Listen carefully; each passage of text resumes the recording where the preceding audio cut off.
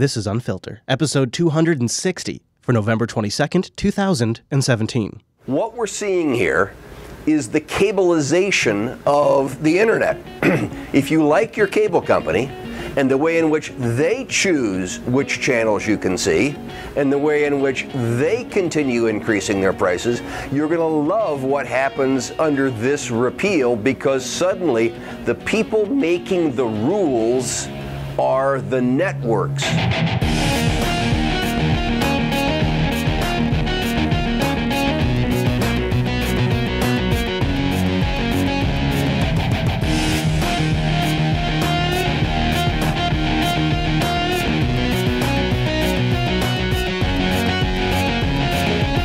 Hello, welcome. Happy Thanksgiving to all of our friends here in the United States and the territories. Welcome again to another edition of Unfiltered, Jupiter Broadcasting's. What's the matter? I'm sorry, my traffic wasn't prioritized there. Sorry about that. Did you buffer? Yeah, I buffered a little bit. I'm sorry, could you say it again? Jupiter Broadcasting's. Chase. Oh man, let me hit play pause here. There we go. Weekly show about the news you shouldn't be watching. My name is Chase, and over there is Mr. Chris. Hey, buddy. It's good to be with you on this high-fidelity connection. Thank you. Good thing. Yeah. Right now, we don't have to worry about paying that prioritized traffic. Yeah, so this week we are going to talk about net neutrality. We're probably going to spend the bulk of the show talking about net neutrality. We do have one other major cyber story that we'll talk about before we get there, because it's sort of the most late-breaking news, I guess. Okay. So we'll talk about that. Then we'll dig into a little bit of Russia investigation stuff, and the Patreons have demanded it. Is it Patrons? Okay, patrons. The patrons. Patrons, but not Patreons. Patreons. Well, whatever you want to call them, That's have the awesome supporters of our show. Okay. They have demanded that we talk about Yemen, so we're going to bring everybody up to speed on Yemen. We'll do a quick dive into the Pervert Parade, and we'll wrap it all up on a high note that may change everything and guaranteed to make you smile. How about that's that? Nice. How about that? I like that. So yeah, let's start with Uber, who covered up a hack just with $57 million. What? Tonight with breaking news and reports that ride-sharing giant Uber has for a year been concealing a massive cyber breach that exposed the user data, including email, phone numbers, and addresses of over 50 million customers and drivers. The company doesn't believe the stolen information was used, but what it did, instead of going public with the breach, is raising some serious questions. Yeah, it didn't tell anyone.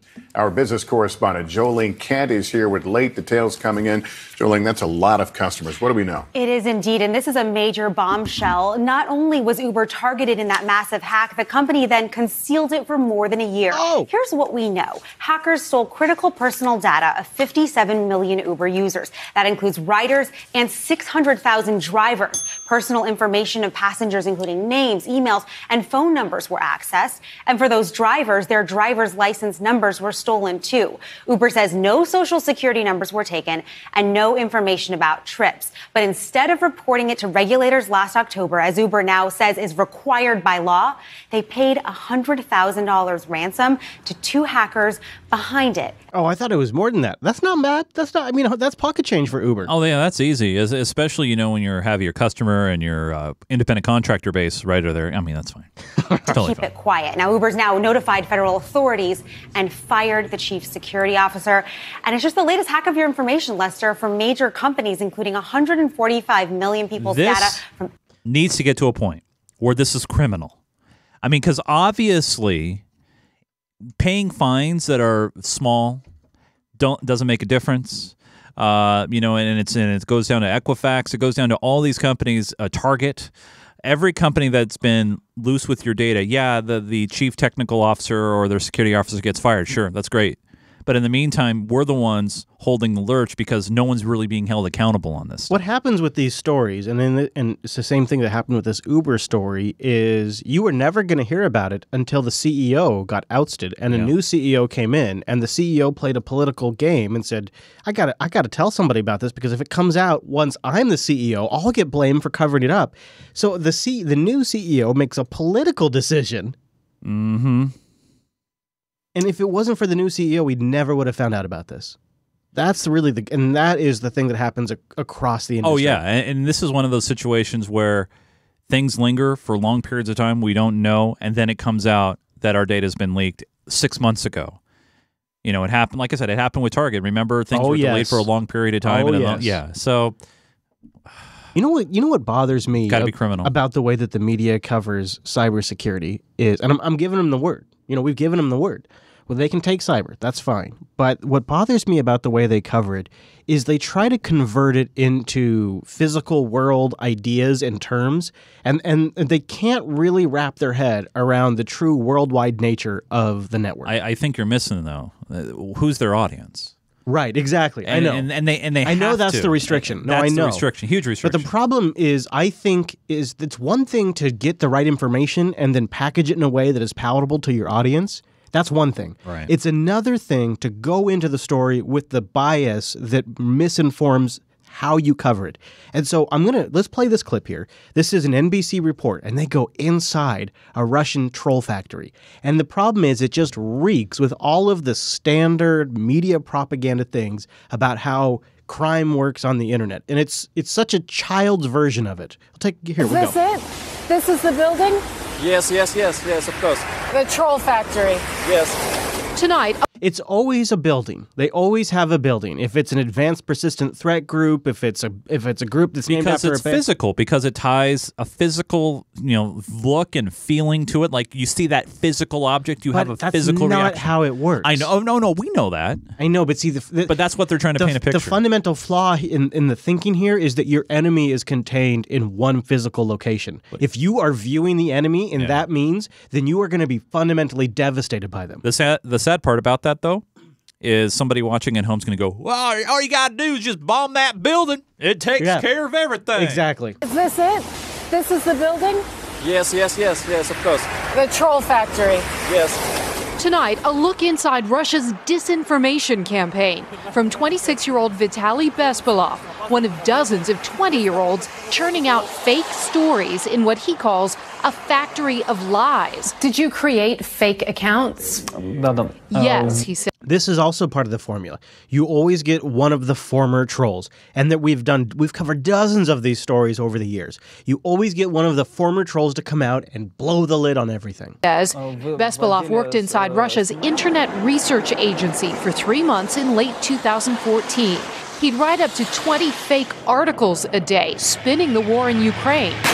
That article would then be posted by a blogger and then be spread by someone in the social media department? That was one way, he says, or bloggers would write fake posts and he'd quote them in the articles. Facebook told Congress Russian trolls posted 80,000 items from January 2015. And this is another thing that all of these stories are always reliant upon, is they'll give you huge numbers. It was seen by 1 million eyes. It was 80,000 posts, and they make it sound like it's just this incredible number, because if that was money, or if that was hours, or if that was amount of people, that would be a shocking number. And so our dumb monkey brains go, holy shit, 80,000? Right. Yeah. But of course, in terms of Facebook, where things are calculated in the billions, 80,000 is nothing. Insignificant. They don't ever mention that either. No. It's kind of a typical piece. But it's circulating more and more. ABC had one, NBC had one, now CBS has had one, and that was NBC's right there. But I don't think that's really the thing we're here to talk about today. No. What we're here to talk about today is the thing that you and I can't help ourselves but talk about offline all the time, and that's frickin' net neutrality. So let's see if you and I agree with what this definition of net neutrality is, okay? All right. Here we go. What is net neutrality? Today, FCC Chairman Ajit Pai shared a draft order rolling back what's called net neutrality. It's a plan that will affect every internet Can we user pause for a minute? in this. Yes. What's with the music? I think part of the problem is with covering net neutrality, and there's very... Well, what would you guess? Because I have a theory, but I mean, if you're adding music to something, say... Is this coming out of the top of a break or something? Picture, no, just, that's a good... I got this a while ago, so I don't actually remember at what point in the broadcast it was. That's a great question, because that would make a difference, you're right. Yeah. But, because usually when I hear music... Backgrounder here for me is almost all of the U.S. clips I have on net neutrality from all U.S. stations have music. Huh. And so All right. what do you do when you're trying to make something less boring? Like you're doing a talking face video on YouTube, you add a little music, Sure. right? Yeah, makes sense. I think the U.S. networks are afraid to talk about net neutrality in part because it's a boring as hell topic. In fact, I'll play another clip here in a moment, and you can see the host is struggling with the fact that the audience probably doesn't care at all. Right. So I think the music is their way of trying to keep people interested. And I guess the ultimate question is why? Why don't people care? Why don't, I mean, that's one thing I don't Because it's understand. about computers. It's about computers. Yeah, they'll care when all of a sudden that their internet bill gets split up in 4 different ways from Sunday because what but they want to they'll get. have no idea why it happened. Right. What is net neutrality? Today, FCC Chairman Ajit Pai shared a draft order rolling back what's called net neutrality. It's a plan that will affect every internet user in this country. That means you. So let's take a look at what net neutrality actually is. It is the idea that all data must be treated equally. Proponents say the principle supports free speech on the internet by preventing internet service providers like AT&T, Verizon, Charter, and Comcast, the parent company of MSNBC, from speeding up or slowing down traffic on their network. The idea has been around since the early 2000s, but it wasn't until 2015 when the FCC used the Communications Act to pass rules making the concept policy and giving the commission more oversight on telecommunications companies. Now, Chairman Pai wants to undo all of that. So what happens if he is successful? So let's stop there because I want to get a little pie in this episode. Cherry pie? Pumpkin pie? This is an interview with him. And I left the beginning of the interview on here because you can hear the host starts by defining what net neutrality is, but then has to walk back a rationale as to why repealing it's a good idea because she's about to interview the chairman. This is a right-leaning network? Yeah. Okay. Another big story to bring you right now. Net neutrality. FCC Chairman Ajit Pai is following through on his plan to repeal these government regulations that were put back into place. The rules known as net neutrality prevent internet service providers such as Comcast, AT&T, Verizon from favoring their own digital services and slowing down those of the rivals. I know it sounds really complicated, but no, actually, that's pretty straightforward. That's pretty easy. And actually, you look at their new Fox translator, the idea that no restrictions should be imposed on content, platforms, or communications equipment for internet usage. That's almost embarrassing that they're trying to argue against that. It's almost embarrassing. Well, because, Chris, you got to realize that ever since this was put into place, it's really stifled innovation in the sector. Yeah. Services and slowing down those of the rivals. I know it sounds really complicated, but I promise he's going to make it easy for you. Ajit Pai believes that these rules are discouraging basically investment in new networks, and being able to provide faster online access in remote locations is pretty important stuff right now. Yeah, Yeah. One thing does not have to do with the other. Got it. He joins me now. And Ajit, congrats. This is what you wanted to do. Congrats. Oh, my God. Well, thanks, and it's great to be with you again. We should say all that's really happened at the point of this recording is that a essential assassination date has been set, December 14th, right? Yeah. That's the day that net neutrality dies. For all intents and purposes, it has not actually happened yet. And, and by the way, even if it does get voted on, you will be certain that there will be not just one, maybe 2 or 3, 400 lawsuits that will happen. So, probably. Yeah. Trish. I'm looking at the word net neutrality on our screen right now, and I'm sure people are sort of glazing over. Explain. You see that? Oh, my God. Do you hear that? That is their concern that the audience gives almost no fucks about this. Or I'm going to throw a little shade and maybe more bias on this. Maybe they're trying to make they're insinuating that I'm stupid. They're insinuating Americans are stupid. Both. They're doing both. Yeah, they're doing They're both. insinuating that their audience couldn't give any fucks, and they're also insinuating that you're too stupid to understand, so you need it explained to you like a baby. Explain that this is not a good thing. Right. Thanks, and it's great to be with you again, Trish. I'm looking at the word net neutrality on our screen right now, and I'm sure people are sort of glazing over. Explain what that is, because you, I think, do this better than anyone, sir. Oh, yeah. Better than anyone. Yeah. Well, thanks. It involves a basic concept of how the internet is governed. Do you want it to be governed by engineers and entrepreneurs? He's not answering the question. Or do you want it to be run by bureaucrats and lawyers here in Washington? Starting in the Clinton administration, there was a consensus on light touch regulation. We would let the market, as opposed to micromanaging regulators, decide how it was governed. That changed in 2015 under the Obama administration. And all I've proposed to do is simply return to that bipartisan consensus that served us so well for 20 years in favor of the market.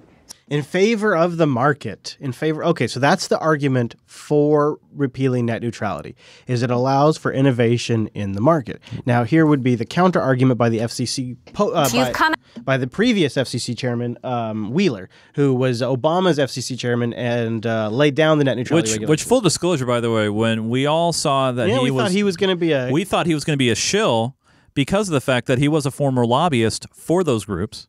And so when he got in there, everybody was worried, and then all of a sudden he was like, "Holy crap! All pro consumer," and like for us. So so the recap here is if you have the FCC with its 1930s style regulations applied to the internet, that you'll suffocate innovation. Now, when they say the internet, it's also important to keep in mind that they're talking about the wired internet. They're not talking about cellular internet, where the vast majority of consumers are probably online now. They're talking about your wired home connection, and more importantly, they're talking about the backbone connections, which is really where the money is. It's not about you and your stupid DSL line. It's about Level 3. It's about Amazon. It's about those bastards at Netflix. That's what this is really about. You're going to get fucked too, don't worry, but it's really about them. And so there was some shit going down during the Obama administration that they got whiffed to, that they decided we're going to put some regulations in place to slow this roll. And now the guy that did that, Wheeler, is going public with his side of why we should have net neutrality. So you have unhinged businesses, let them innovate freely, and now here's the counter argument. Out strong against this potential rollback here. You've said that it is shameful, that it is a sellout. Why? Well, you just have to listen to that explanation that Chairman Pai just had. Let's think about this. Transparency is the solution. So all that is necessary to do something evil is to tell you that I'm about to do something evil. That doesn't make any sense. And then, okay, what do you do once you have that information? 2/3 of the households in America have no other choice as to where they're going to get their internet. So this is, to go out and claim that somehow this is some kind of consumer protection is a fraudulent representation. They say their proposal is more fair, more pro-consumer. What makes you think it's actually the opposite? Well, I mean, in the name of consumer protection, they say they're not going to protect consumers. In the name of better regulation, they say they're going to turn it over to the FTC, but yet an FTC commissioner, Commissioner McSweeney, this afternoon tweeted that even if they do that, the FTC doesn't have any authority. They're just running away from their responsibilities. Okay, so what do you think so far? So far, I think Mr. Wheeler is spot on and correct. And, I also heard an interview with Pai earlier. It was a 30-minute interview that he had with Reason, I think.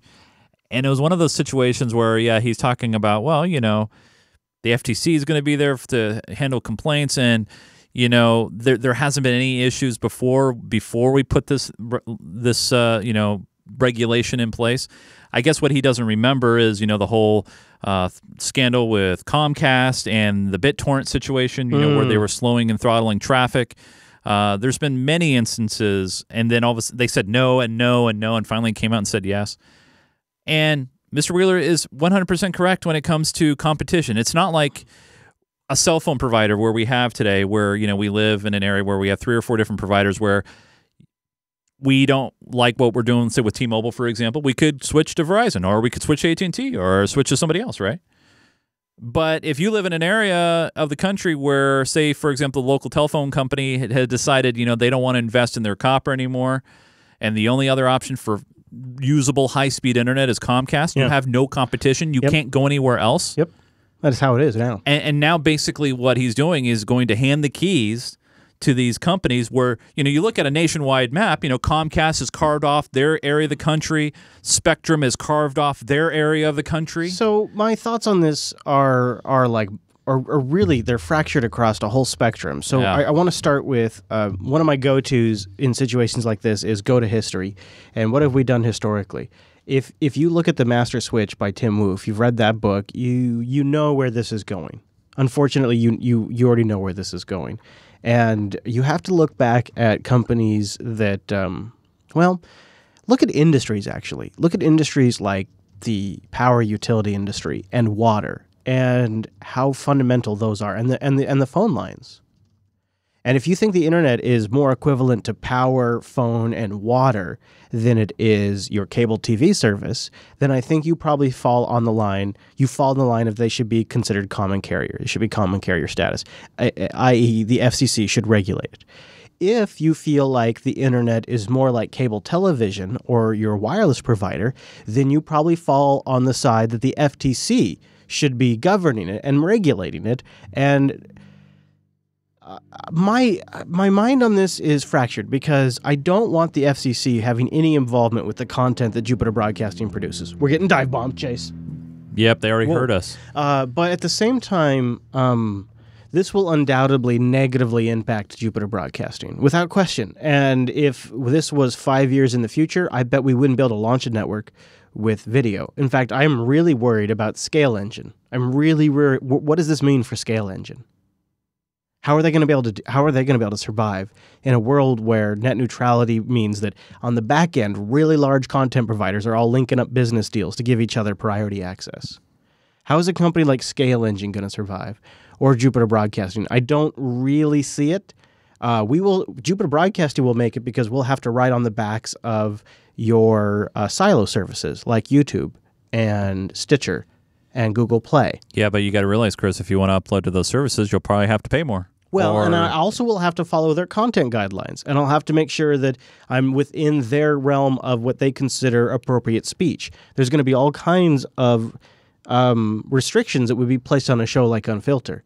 So I'm absolutely against the FCC and more regulation because it generally leads to a worse situation. But at the same time, and by the way, this isn't more regulation. This is less regulation. Well, that's true. Yeah. I mean, it's existing regulation. It's Right. a regulation that's existed since 2015. Right. But at the same time, I acknowledge that we live in a reality where monopolies control these networks. They generally have their own agendas, like maybe a TV service. Comcast owns NBC as an example. And so they have a secondary agenda. And the primary one is not the internet. And fundamentally, the internet represents a sharing of knowledge, human knowledge, and connectivity. And it fundamentally normalizes knowledge. It gives access to communications and knowledge to everyone that can get a TCP/IP connection to the internet. And that is a bigger deal than Comcast profits or anybody else's slicing up of the internet. The bigger picture here is human knowledge, because the internet is the one fundamental fucking plane leveler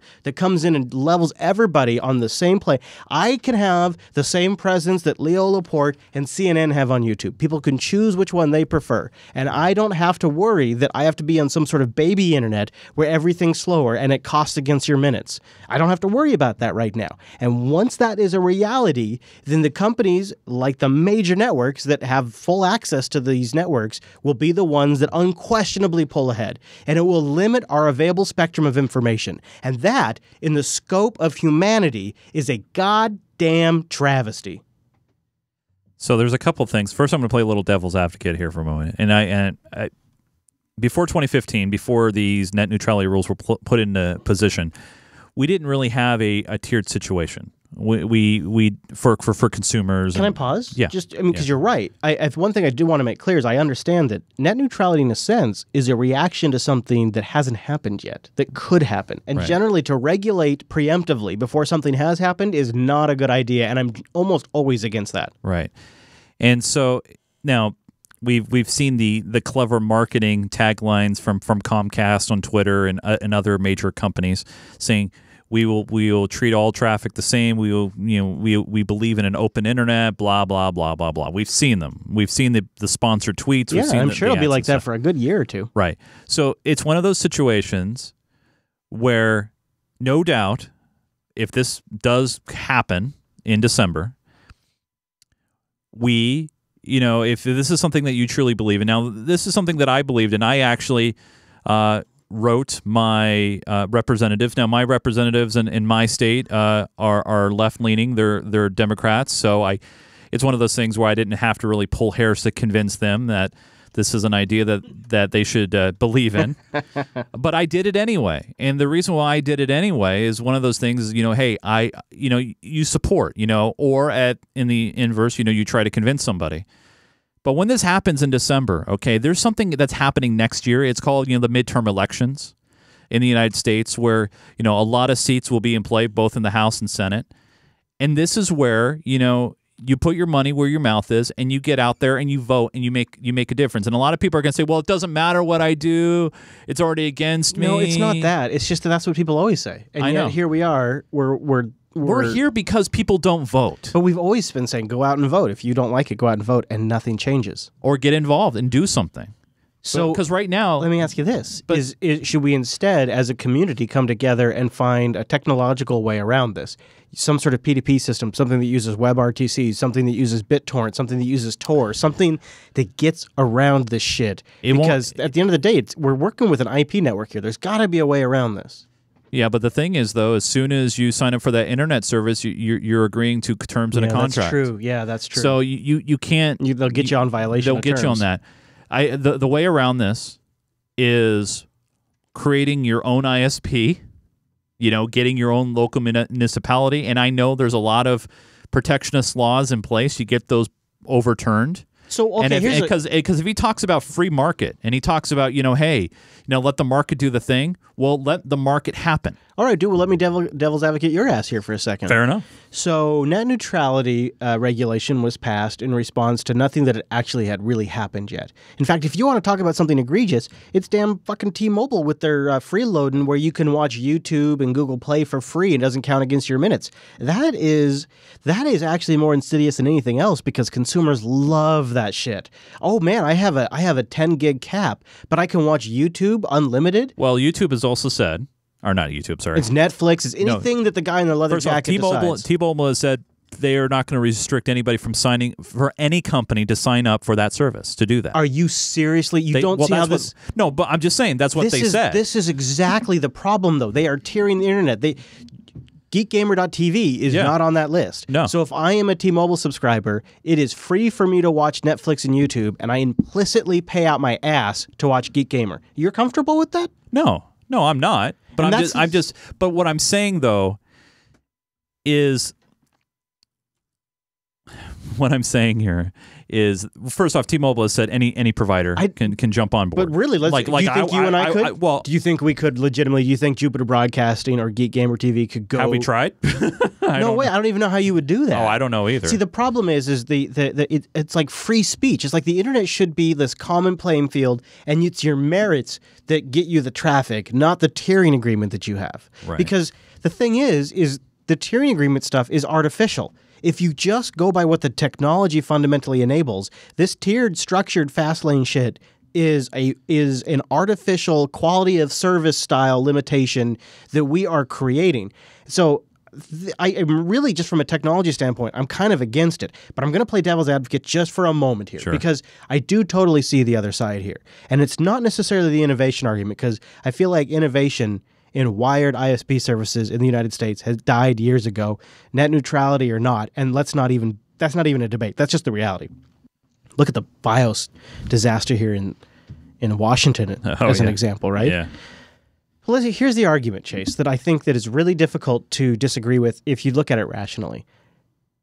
Net neutrality was a response to something that hadn't happened. There was no boogeyman. There was no tiered speed lanes. There are one-off situations that have happened that people caught Comcast and other companies on. Yes, exactly. Right. There were a couple, but those may have been resolved without the FCC stepping in and creating the net neutrality regulations. They could have been resolved through other means, public pressure, etc. And so we are all in without much questioning on the FCC, the people who have, I think, set back American television a decade over Janet Jackson's nipple.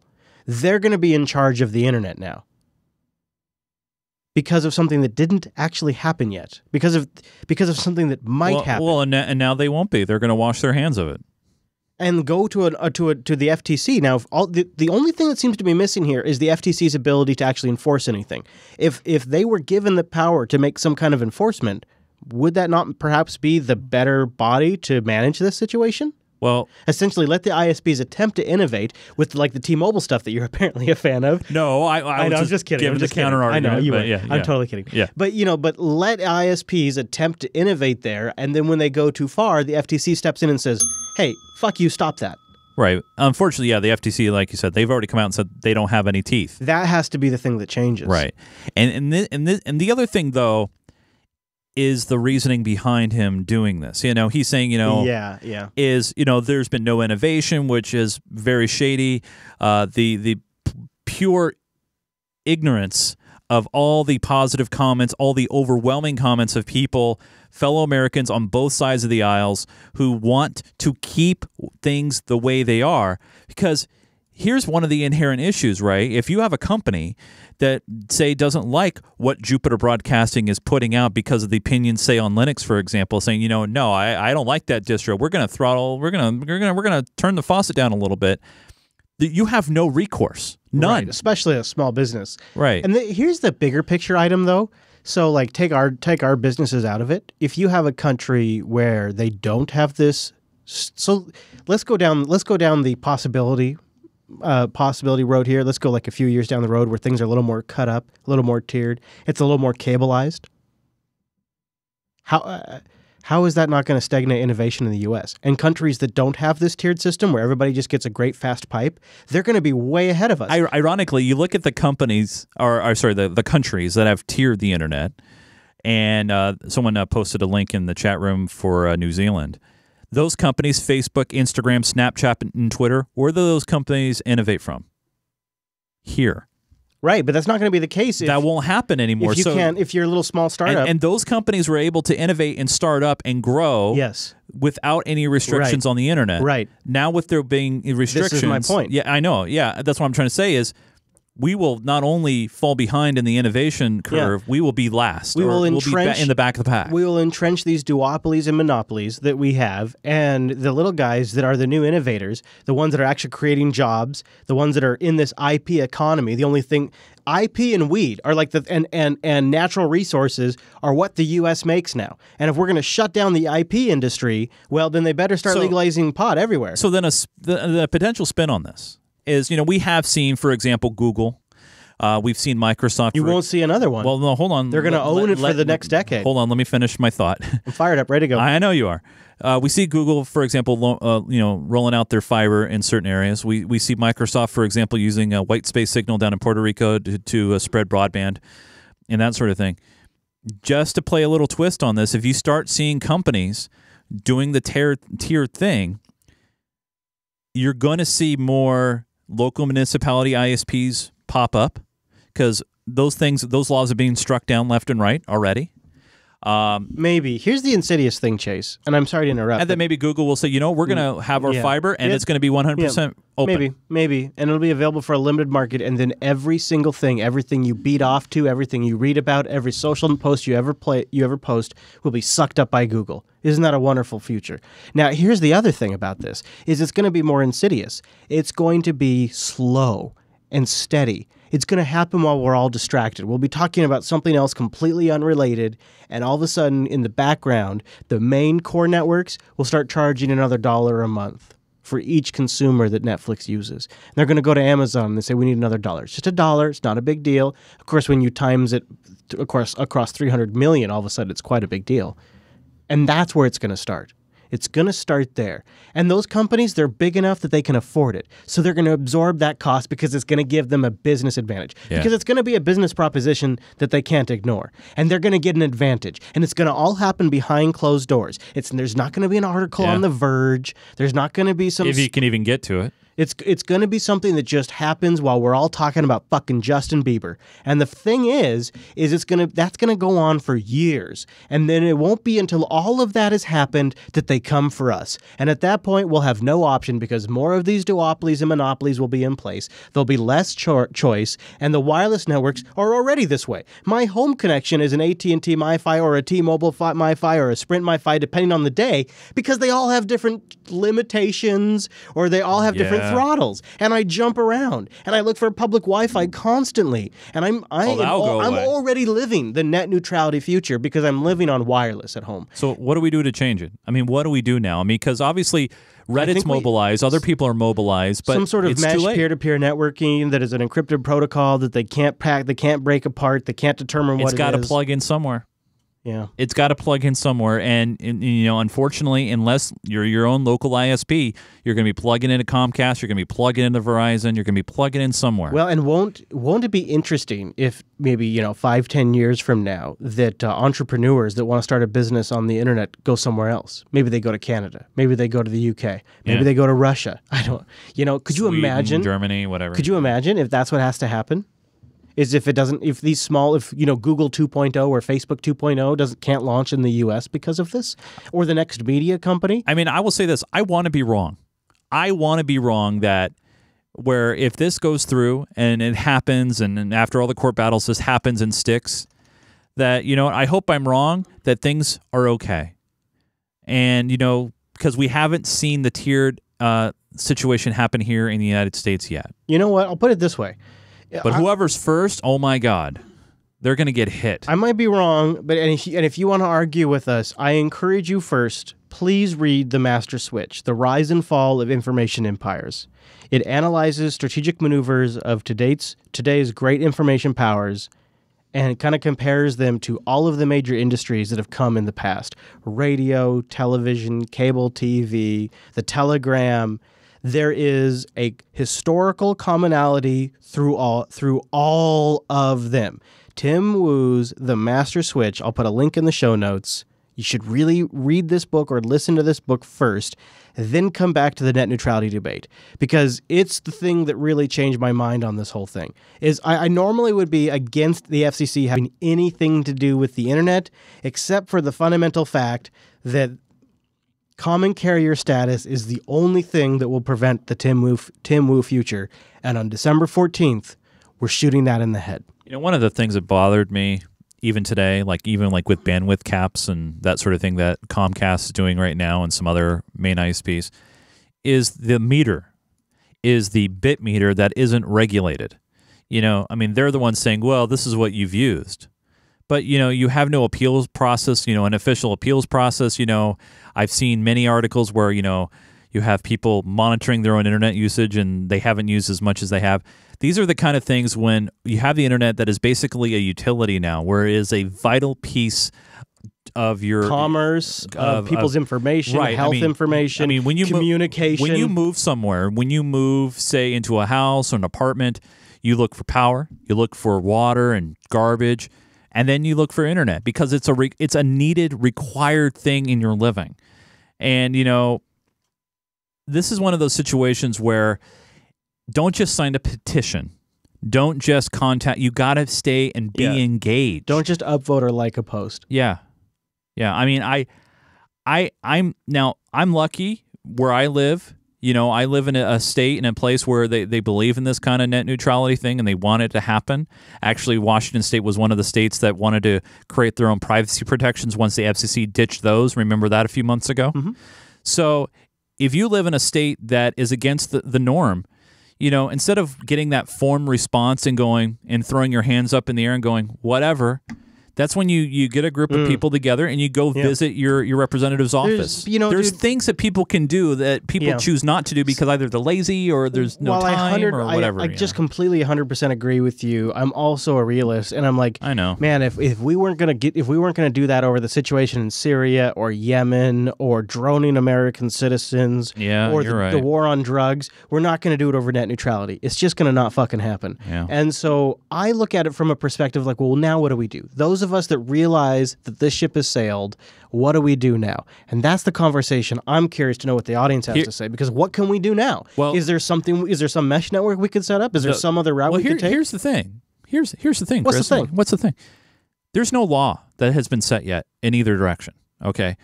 All the FCC is looking to do is pull back on this regulation, okay? It's not law. Okay, this was not a Congress thing. This is not where they decided, okay, we're going to do this. Okay? Yep. You need to go to your representatives and say, let's get together, both sides, cross the aisles, hold hands, touch each other, whatever you want to do. I'm sorry, what? Hold each other. Al Franken? Al Franken. And let's create a law.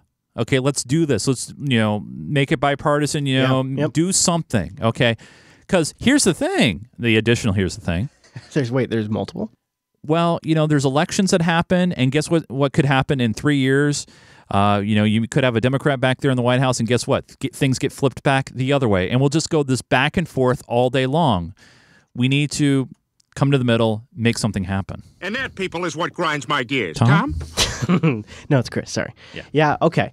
So that's our position on it after a considerable amount of deliberation. I mean, we've been talking about this since like episode 80. Yeah. This is one of those things that obviously after the regulations kicked in 2015, we felt things were fine. We did, of course, had reservations if with Hillary even winning because, she wasn't too solid on the whole net neutrality thing, I'm not even solid on it. I'm not even sure. So it's one of those situations where once it starts affecting companies' bottom lines, and it could be a Google bottom line or a Netflix bottom line. I'm serious. It's one of those situations where people will start voting with their pocketbooks, and I think that's when you'll start to see change. I think you could be right.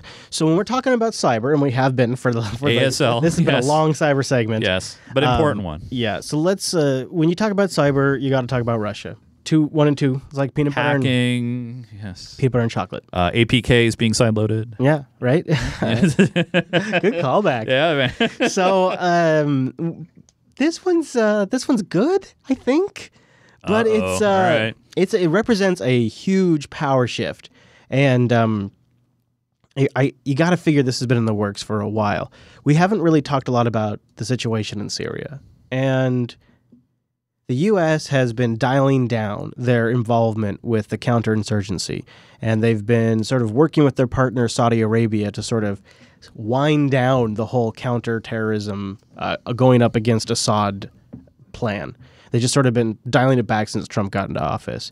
And Putin has been stepping up his influence and his involvement with Syria and managing the entire situation.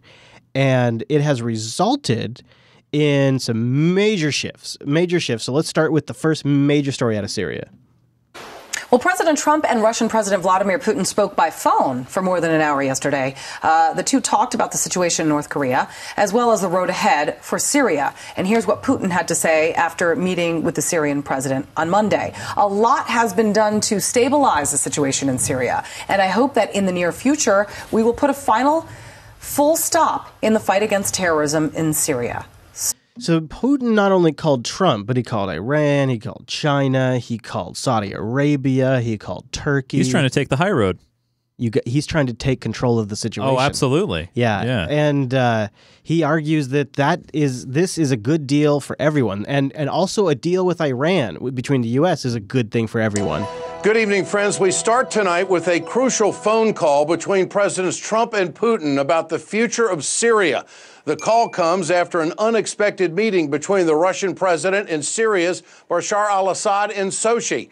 The two discussed the future of Syria as countries in the region acknowledge the demise of the Islamic State.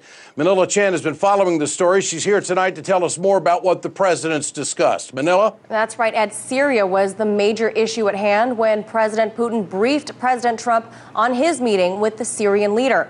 Putin and Bashar al-Assad met in Sochi yesterday where... So they don't really draw attention to this, but it's pretty rare for Assad to leave Syria.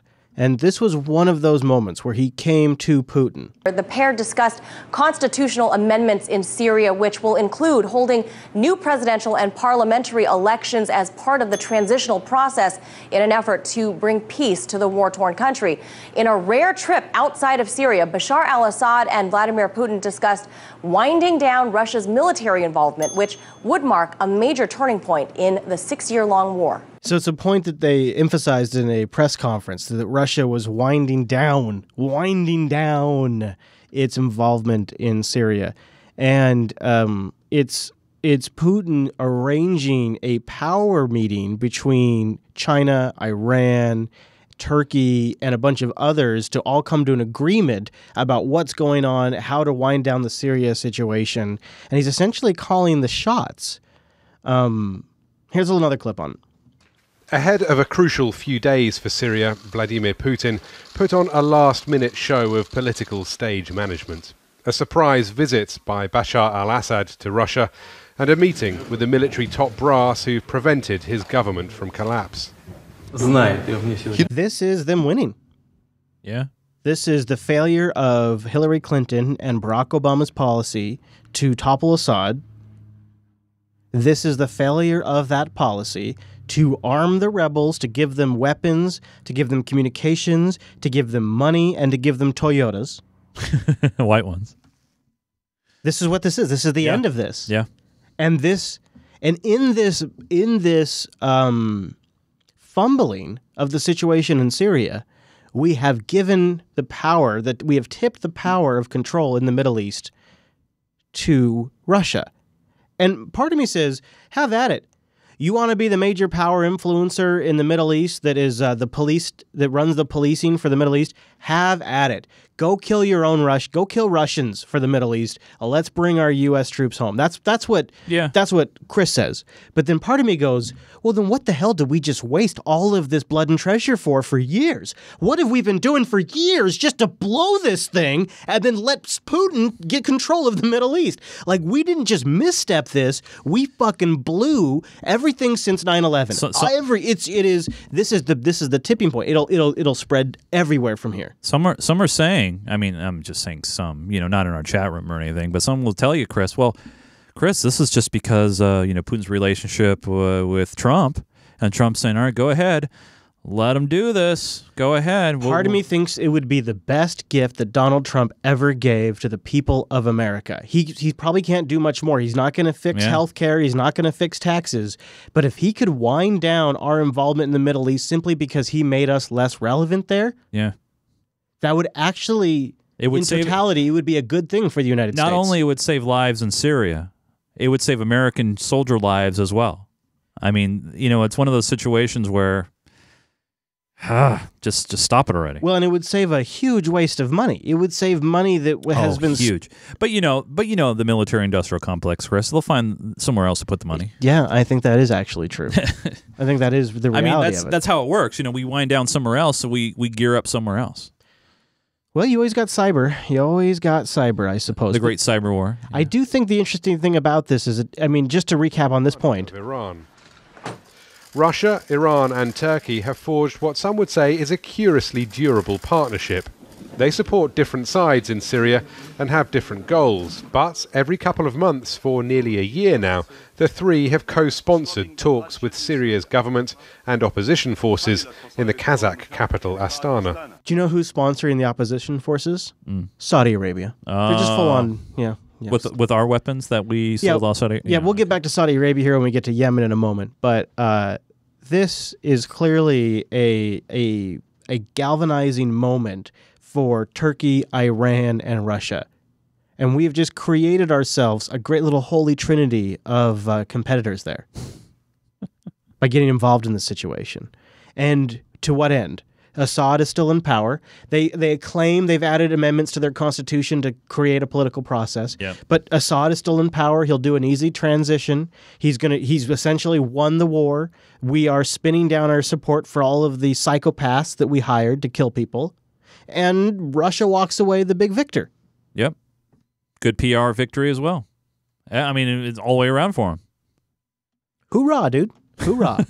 Hoorah. So let's keep talking about Russia and Trump, because there's been one person in the news this week over and over again when it comes to the Mueller investigation. When Jared Kushner was just 25 years old, he bought a newspaper in New York City for about $10 million. A friend said the New York Observer was Kushner's graduation present from his father. You can see him handing out copies of the first edition published on his watch. How young he looks. Now that paper is getting tied up in the Russia controversy. So that's just a little background on Jared Kushner. Apparently, just in case you didn't know, he ran a paper.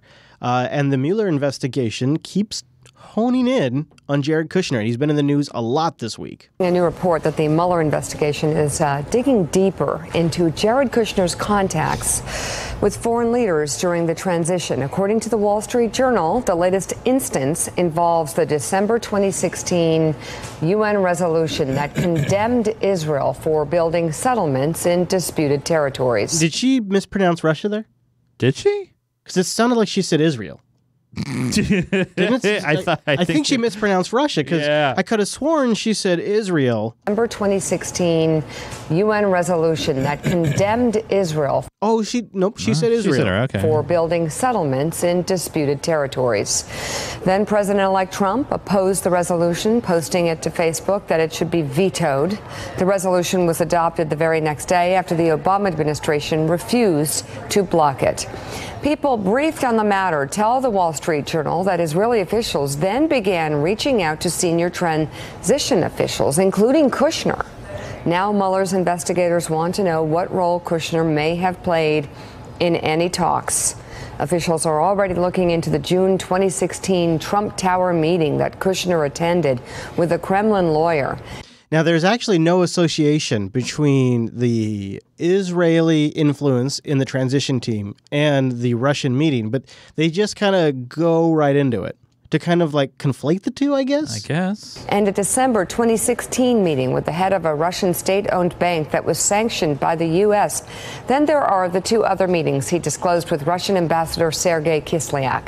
Kushner has also had an issue disclosing foreign contacts on his federal disclosure forms. He's had to update the list 3 separate times, adding more than 100 people who had previously been left off.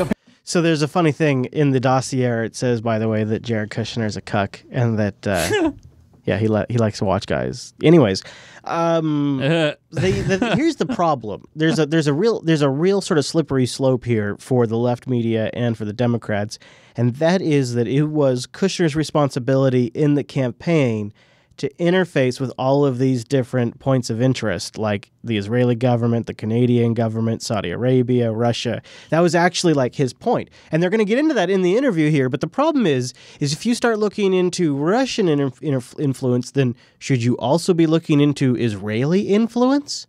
And if you go down that path, then should you be looking into Israeli influence for all politicians? Because that is a rabbit hole that goes very deep. Baker, let's talk first about the Israeli contacts and meetings. Why would Bob Mueller be investigating that? Would that be illegal if he was reaching out to the Israelis and trying to influence a UN vote? And if you think about all of the conversations around Russia recently, if you replace the word Russia with Israel, and if you replace the word Putin with Netanyahu, does it change the way you feel about them working together? If Israeli government lawyers had been emailing Jared Kushner about dirt on Hillary, does that change how you feel about this? And why is that? Well, there is the Logan Act from the 18th century that prevents for American citizens who are not in office from trying to undermine and affect the position of their government. It's never been prosecuted successfully, certainly not in modern times, and it's sort of held out there from time to time when somebody does Chris, something. Is that a law that was put into place before anything happened? Yeah, no, actually, the Logan Act was in response to somebody setting up a behind-the-scenes deal with the French government. Oh, okay, but since it was put into place, It is counter to the administration. It's hard for me to imagine that that's what Bob Mueller is looking into, but it's possible. That's why I asked. I can't imagine either, because I don't think the Obama administration was really excited about the possibility of Israel being whacked at the UN at the end of the year. I would think it had a lot more to do with maybe perhaps the Russian banking meetings during the transition and some of the other things. Yeah, we knew at the time, by the way, that there were contacts between Netanyahu's government and the Trump camp during that debate at the UN. That was reported at the time. So we knew that so I guess at the time we knew that they were colluding with the Israeli government, and we were okay with that. Okay. Wouldn't the Logan Act apply equally to the Israeli government or the Russian government? It's the Logan Act. But if they apply that, they're going to have to apply it now every single time. I see. You don't want to do that. So it's political. Yeah, totally. One thought may be that he's told the Mueller people, presumably, that his contacts with Kislyak and the other Russians was part of his role in the campaign and the transition. He met with other foreign officials. Maybe they're looking to back that up to see whether that checks out. Was in fact Jared Kushner, an envoy to all sorts of foreign officials, or was there something unusual about the amount of contact he had with Russians? So to clear up what he just mumbled through there is what the Mueller investigation is supposedly doing is going through all of his contacts that he had as part of his role in the campaign and deciding which ones could be appropriate and which ones couldn't be appropriate. I don't know by which standard they judge that, but that's apparently what could be happening now. Carol Lee, Mueller's also looking at the angle of Jared Kushner playing a role in Comey and the firing of Comey.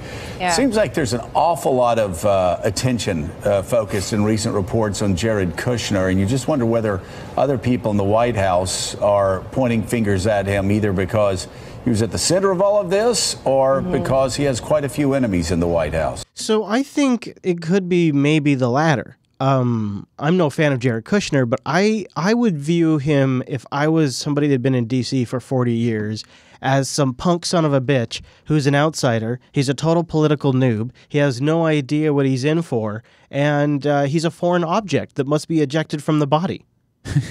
Yeah. Right? Yeah. And nobody likes Jared, apparently. And he has, you agree, he's been in the news a lot this last week. Oh, yeah. Yeah. Nobody likes Jared. Nobody wants to go to Jared anymore. And we have new details about other family meetings with Russians. You ready for this one? CBS News has learned special counsel Robert Mueller will soon interview top-level White House officials as part of his investigation into Russian interference in the U.S. election. Jeff Pegues, meanwhile, has new details about members of the Trump family who met with Russians during the campaign. Now, let's all listen very carefully to this report because they conflate a few things. Alexander Torshin is a Kremlin insider. As the deputy head of Russia's central bank, he has ties to Russian President Vladimir Putin and reportedly has links to organized crime. I think pretty much everybody in the high level of the government does. Yeah. Which is why his meeting in May 2016 with Donald Trump Jr. during the height of the presidential campaign has gotten the attention of congressional investigators. The two men were introduced during a dinner at a National Rifle Association conference in Louisville, Kentucky. All right, so you take a fact that they met each other. Picture it, Sicily, 1983. You're at a dinner. This guy comes over and says, hey, how you doing, Junior? How you doing, man? Good luck. Your dad's doing it. He's killing it. Your dad's brilliant. He's just doing great. Keep at it. And then you sit down and you keep eating your steak, all right? So this is what happens.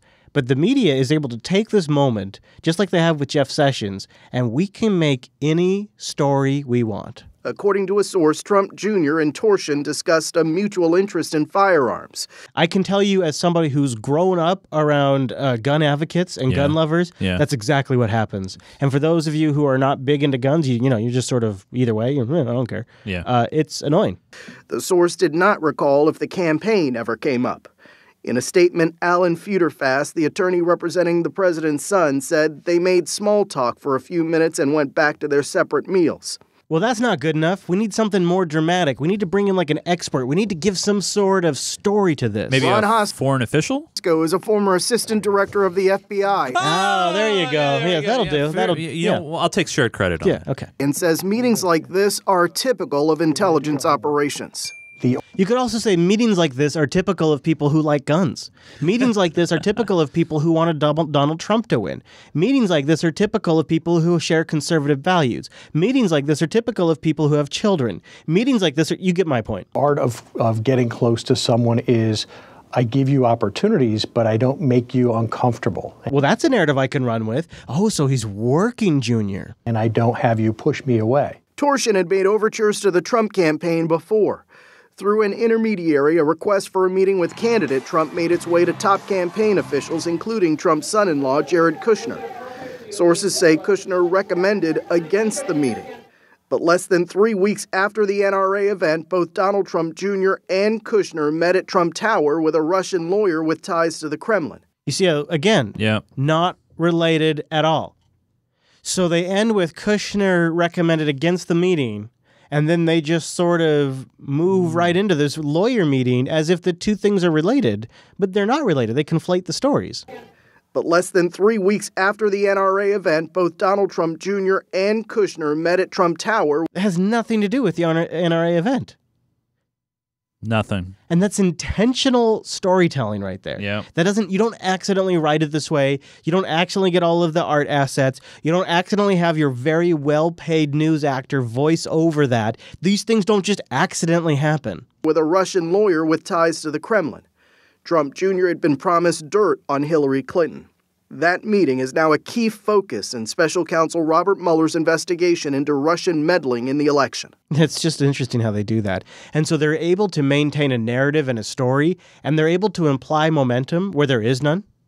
Mm-hmm. As if these things are new developments when they're the same development that we had a couple of weeks ago, if not a month ago.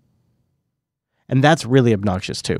And then there's one more story that I really kind of want to get your take on. This keeps coming up in the news for about 3 weeks now, and we got to figure out what this is. What are they trying to message here? The top U.S. nuclear commander says he would refuse nuclear strike orders from President Trump if those orders were illegal. General John Hyten says his first obligation is to follow the law, despite what any commander-in-chief tells him to do. Watch. Now, we played that last week. Yeah.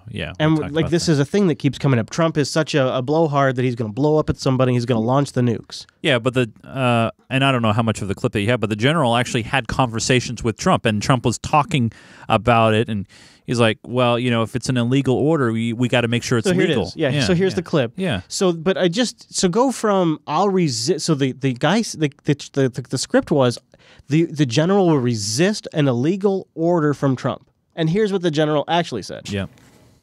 I provide advice to the president. He'll tell me what to do. And if it's illegal, guess what's going to happen? You say no. I'm going to say, Mr. President, that's illegal. And guess what he's going to do? He's going to say, what would be legal? And we'll come up with options of a mix of capabilities to respond to whatever the situation is. And that's the way it works. That's all he's really saying. Yeah, that's not majorly controversial. No, there was a huge spin on this, and we talked about it on the show. It's not that complicated. Ultimately, yes, the president can make it happen if he really is fully determined to do it. So why does this story keep coming up? Because it fits the narrative. It fills the news cycle. It's one of those story, non-story situations, and this is a non-story situation. It's pretty cut and dry when it comes to military code and conduct on this. It's always been that way. It's always been that way. The only reason why it's even coming up to the froth, if you will, the froth level. Is it to build to build this narrative around Trump that he's incompetent? Well, no. I think the narrative got boosted just based on the fact that he's talked a lot about North Korea and talked about fire and fury and those kind of comments. And there are some people that are honestly spooked by those comments.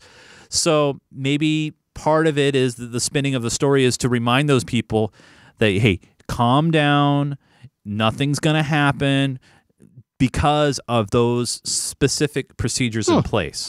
So I think sometimes it's a little bit of reassurance that, people, calm down. There's checks and balances in play here. So I think some people in the live stream had a hard time hearing the clips because they were mono. So sorry if you're listening live. I think that might have been the case. I apologize. Oh, this is in stereo. Yeah, we are. No? But the clip, that CNN clip, for whatever reason, was sorry about that. That was in stereo too. So let's shift over to some world news, and something that the patrons have requested this week is coverage about Yemen. And so I have a slightly dated clip, but it's a pretty good explanation and a summary of what the hell's going on in Yemen, why the situation is so bad, and it'll keep moving and get everybody up to speed. So let's go. Now, you probably haven't heard what with all the important tweets to fact-check during Senate hearings, but guess what this week is? It's the second birthday of the war in Yemen. Happy birthday, guys. Don't forget to light your candles. Basically, two guys have been in charge of Yemen for 25 years. Saleh was president from 1990 to 2012, and he was replaced by Hadi, who was previously vice president from 1994 to 2012 and has been president ever since. And both have some very passionate supporters. And why wouldn't they rule forever? Those two have done such a bang-up job.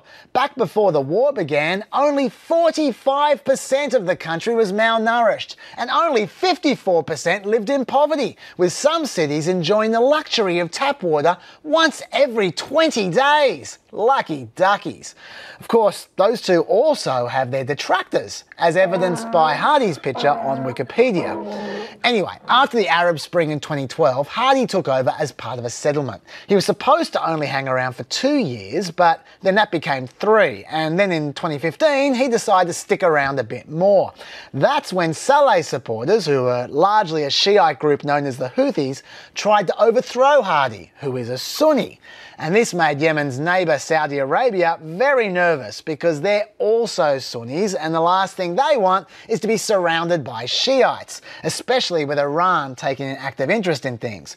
So Saudi Arabia started backing Hadi with lots of bombs, and off we go. But where does America fit into this? Well, under Obama alone, America sold Saudi Arabia $115 billion worth of weaponry. Not to mention, America provides most of Saudi Arabia's intelligence and all of their air refueling capacity. So Saudi Arabia simply couldn't fight without America's help. And this is where the problem lies. You see, these guys fight dirty, both sides. There have been over 10,000 civilian deaths from the war over the last 2 years, and that is not an accident. 101 schools and hospitals were bombed in 2015 alone, forcing Doctors Without Borders to leave the area.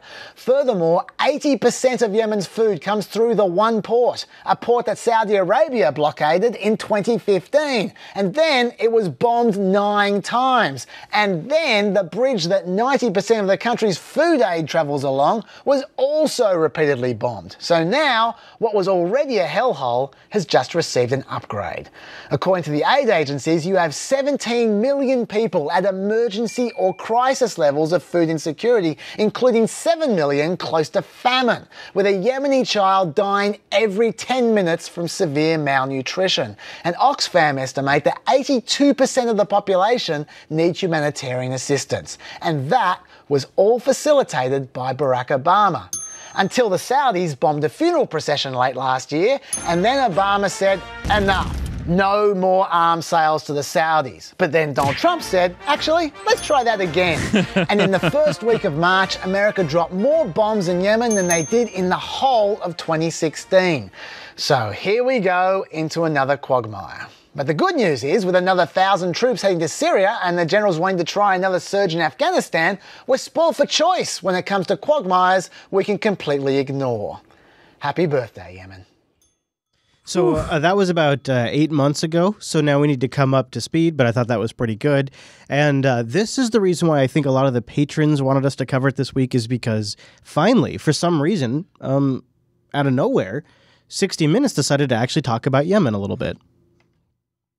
This month, Saudi Arabia tightened a stranglehold on the neighboring country of Yemen, and 7 million people face starvation. The Saudi blockade is an escalation in Yemen's civil war. The United Nations says that the war has now become a man-made catastrophe.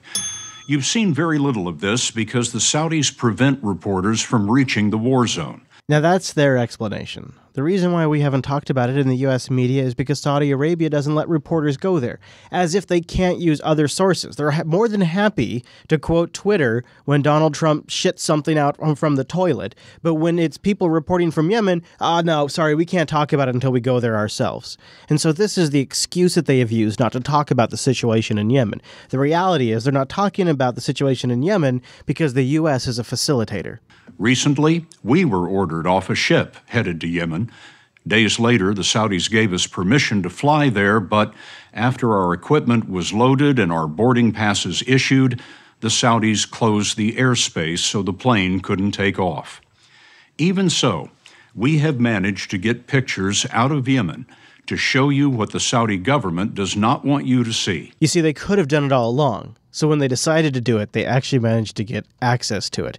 But there's some things that they overlooked in the report. CBS's 60 Minutes is winning praise for the fact it finally covered the U.S.-Saudi war against Yemen, a total of 2 years and 8 months since the intervention began in March of 2015. There's just one tiny problem. As noted by The Intercept in the 13-minute segment, I have a link to that in the show notes. The program did not once mention that Saudi Arabia is a U.S. ally and that U.S. support is essential for the Saudi campaign to continue. Yeah, in fact, we're their air support. We're their only air refueling support. And guess where they got all them weapons from?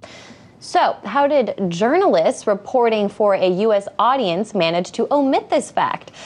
Well, I wonder, how do you suppose that happened? Is that a rhetorical question? Yeah, right. So that's essentially the situation in Yemen is we're backing our buddies in Saudi Arabia.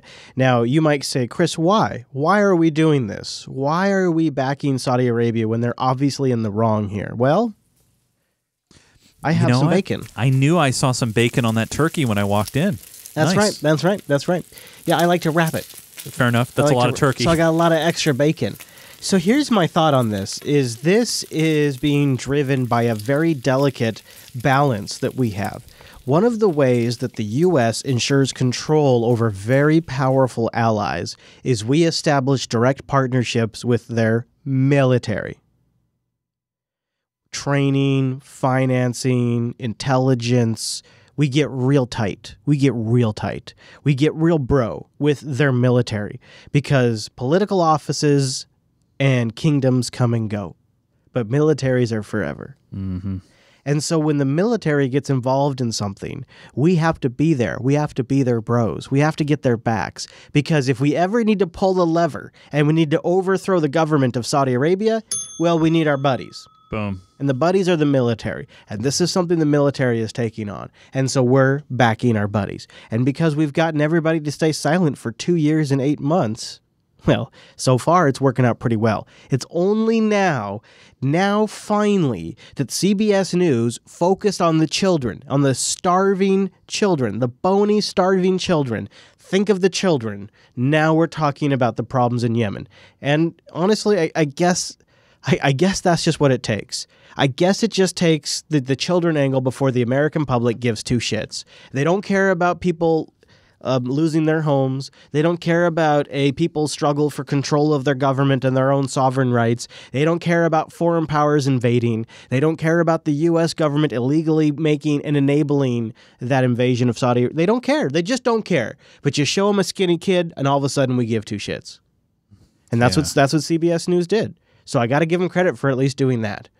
At least they did that. And we have the video in the supporter sync if you'd like to watch the entire 13-minute segment. But Chase, we have to keep moving on. It's becoming a huge show, and we have to give a little time to the Pervert Parade and the mess that's really going on in this congressional slush fund. Or actually, I should call it a shush fund. It's a shush fund. It's a shush fund, yes. And I think this is the bigger controversy. You got your Harvey Weinsteins, and you got, but this is a real problem because you know what it's about, Mr. Chase? What's that, Chris? Of course it is.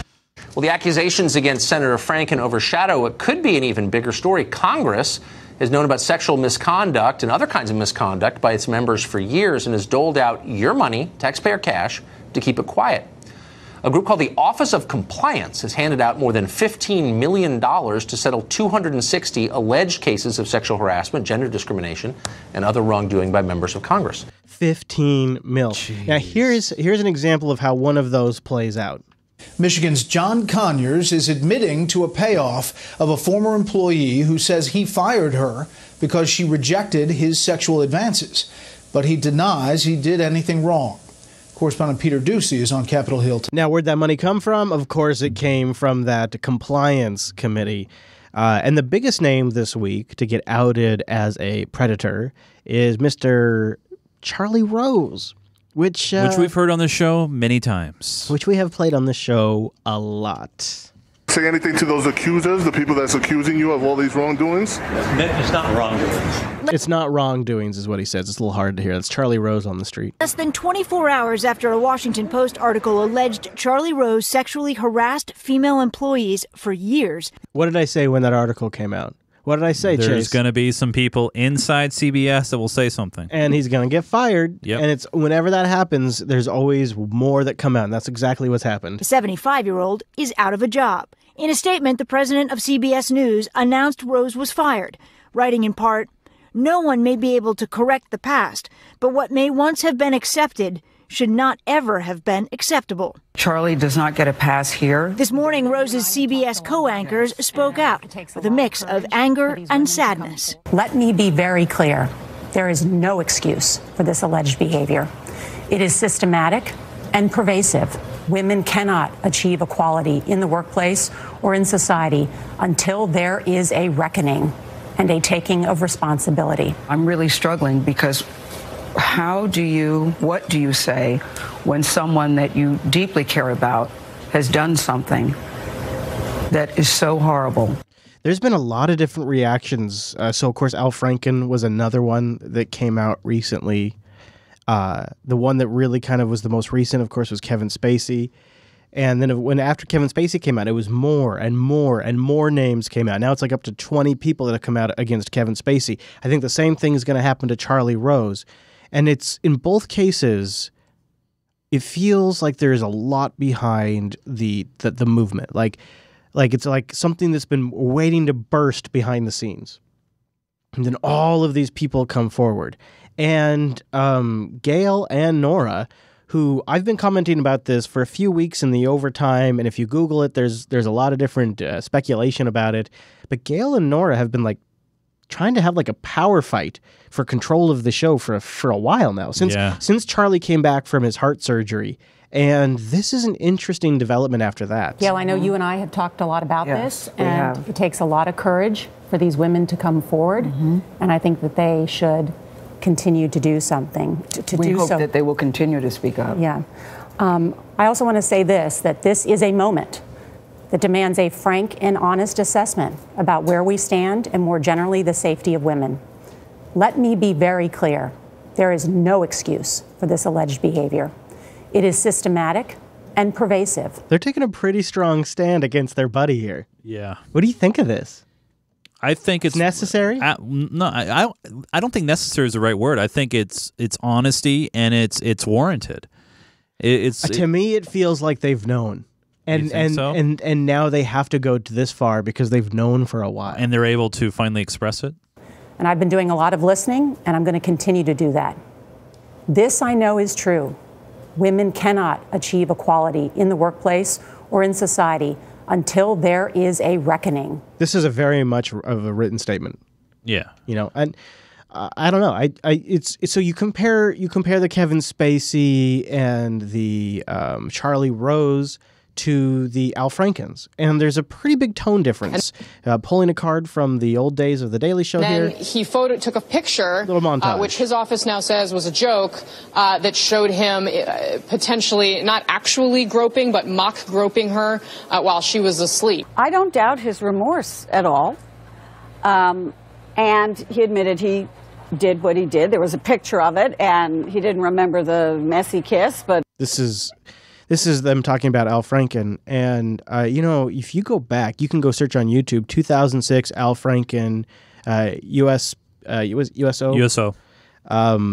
skit, and you can see the skit, and you can see that the woman is clearly uncomfortable with Al Franken in it. It's very awkward to watch, but he didn't whatever. Remember the messy kiss, but whatever. Whatever. Which is, she said, he won. That was an explanation in and of itself, was basically that Al Franken was contrite. Donald Trump never has shown any contrition. This is also like, let's talk about Trump. Let's talk about all of Trump's problems. Well, that happens both ways. I mean, it's a classic deflection. No, I know. Yeah, absolutely. This is a cut, though, to show just a comparison difference between Charlie Rose and, say, Al Franken, because what I think is there's, I'm not trying to defend Al Franken here, but I think there's a difference where when there's Like, people know behind the scenes that this shit's been going down for years. Yeah, but it also... And I think that's the case. Sorry, just one more... Just finish it. Yeah. So I think with Charlie Rose and with Kevin Spacey and with Harvey Weinstein, there is, like, people that have known behind the scenes for decades. And so when they finally get exposed, everybody comes out, they fire him right away. And then you got guys like Al Franken, who were just really kind of a prick. He was a pervy prick who was grabbing this girl's boobs when she passed out and doing some kisses. But that was the extent of it, right? It wasn't like systemic decades worth of using your power position to control women. It was more like him being a stupid fuck and just goofing around. And that's the difference, I think. And that's why there is a tone difference between how they talk about Franken versus how they talk about Charlie Rose. I was going to add on to that too, and I think you hit a good point on that, because first off, I wouldn't want to lump the guy, and I'm not saying Franken here, but let's say, you know, because the kissing thing is in dispute. I don't just come on. No, I'm saying he said and she said. They're disputing that fact. I'm not disputing the fact. I'm saying they dispute. You go with her. No. Let me finish here. And then the picture of the mock groping. Him grabbing the boobs. Right, and the grabbing the boobs thing. Compare that to a guy walking around naked in front of women. Or taking a shower and then walking out in front of them. Or making them stick around and making them feel like they can't say anything because it's crucial to their career. Both sides are crap. That's terrible. Yeah. But it's a spectrum of abuse, though. But there's a spectrum. When you're abusing your position of power, it's a whole other psychological level of abuse. Absolutely. Yes. Absolutely. And it's one of those situations where I think each individual case needs to be measured on its own situation. Now, that said, I still kind of feel like... I'm not saying that... I feel like Franken crossed the line still. Oh, he definitely did cross the line, for sure. For sure. But to what end? To the point of... Well, all of these are pretty far in the past, too. You know? Right. I don't know. I guess, to me, it seems like there should be some kind of investigation. I think he said he welcomes any kind of ethics investigation. Of course he does.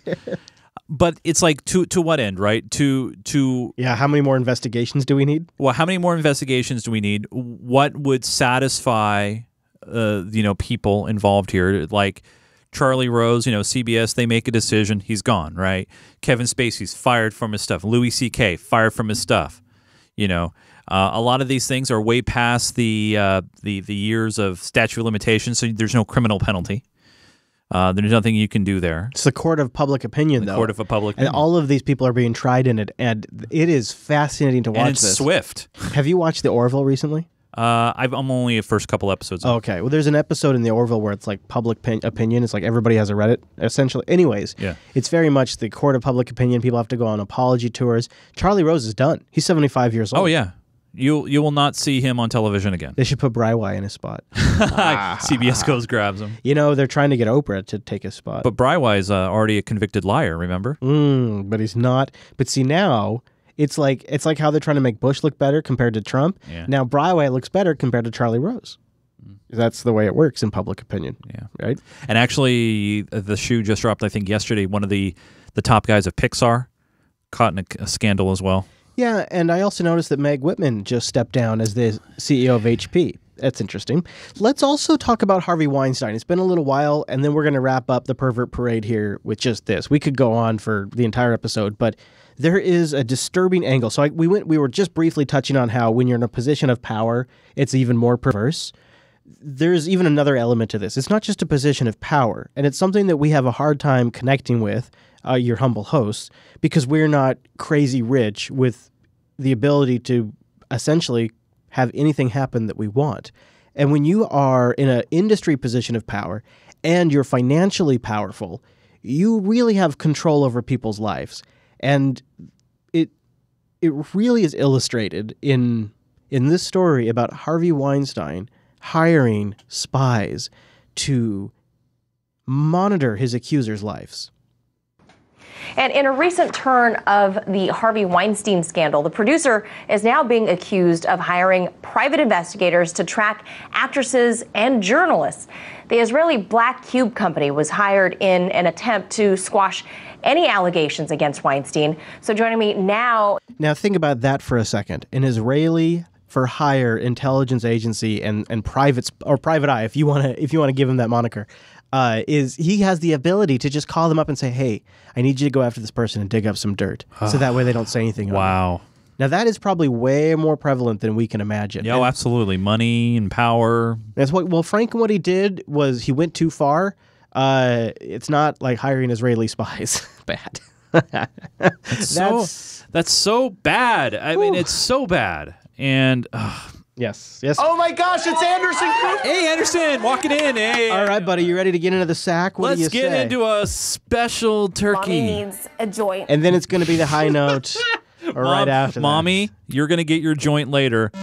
But right now, it's time to carve in to the presidential. Oh, wait, we can't carve into the presidential turkey. It's been pardoned, yes.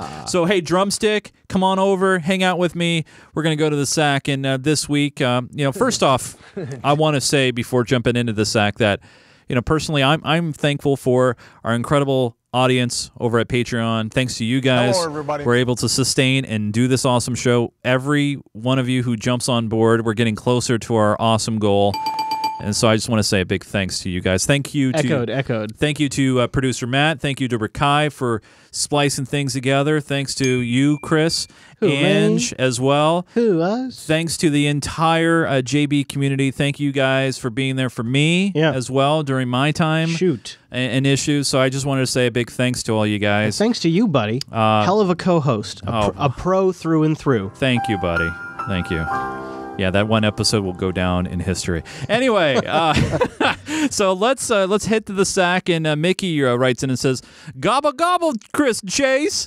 So on my mind lately has been all of the different sexual assault and sexual misconduct allegations. The Pervert Parade. That's right. Our country was founded on innocent until proven guilty. This creates a problem when you have to believe the accusers no matter what. Yes, these people's feelings and emotions matter, but the person accused of the crime also matters. Without a proper trial, we have no business ruining people's careers over allegations. Podesta is a good example of this. There was clear evidence, and he was put away. It's a shame that these horrible things may have happened, but there's a statute of limitations for a reason. So, Mickey, you're absolutely right on the criminal side of things. Especially we touched on a little bit the court of public opinion. It is freaky, and with the fact that a lot of the cable news turns it into a reality television show, and then you have YouTube that just highlights the clips, and then the late night hosts just riff on it all, and it's a real cycle of buzz that it creates. But there's some factors to acknowledge here. So first off, if it's very hard, especially if you've been sexually abused, to be able to even come forward in your own right. And we just covered why sometimes it can be pretty impossible. They'll hire an Israeli spies to hold dirt over your head. Well, yes, criminally, you know what? You can't go to jail past statute of limitations. I don't think there should be a statute of limitations on this kind of creepish, awful, devilish, controlling, just throw any word out there like this. This is one of those. This is one of the bad words. This is one of those situations where these men, and then actually that's all been men, even with Terry Crews, deserve this. They've deserved what has been coming to them for these situations. Yeah, a lot of them are rich and they avoided jail, right? They avoided jail. They're rich.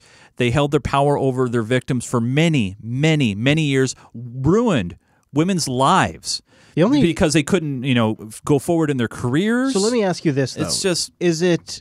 What about the one or two that are going to be genuinely innocent?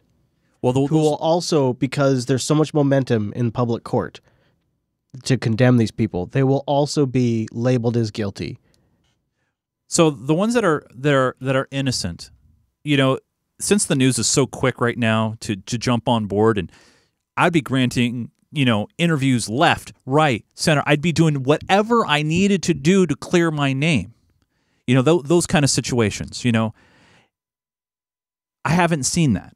I haven't seen that in Mr. Roy Moore's place, for example, where he says he denies everything, right? But he refuses to have a debate with his Democratic opponent. He refuses to, have an actual solid interview on air, even with, he did it with Hannity, and look how that turned out, right? So it's one of those situations where if you are truly innocent, you know what? Let me see it. Benefit of the doubt, right? But a lot of these guys with Charlie Rose, How do you feel Franken, Louis C.K., they come out and say, How do you feel about Bill Clinton in light of all this? Because there's like 20 women that have come out that have accused Bill Clinton of some form of rape or sexual misconduct. Of course, there's famous ones, Paula Jones, Monica Lewinsky, and other names that stand out as sort of brands at this point. Right. He had been on flights with known pedophiles to islands that were known as Lolita Island. Go Google Bill Clinton Lolita Island. I mean, do you feel like how far back do we go? Do we go all the way back to the 80s and prosecute everybody? Where does it stop? Well, what do the women want? I mean, it's one of those situations where if they're going to come forward and they deserve our support. They're the ones that are the victims here. And it's not just women that are victims. Well, of course. I'm saying, like, in this particular scenario, exception Terry Crews and the victims of Kevin Spacey, which I know a lot of them were men too. It's one of those situations where it needs to be acknowledged. It needs, the days of the money and power thing, it needs to stop. It's not right. It's not normal. It needs to stop completely. And you know what?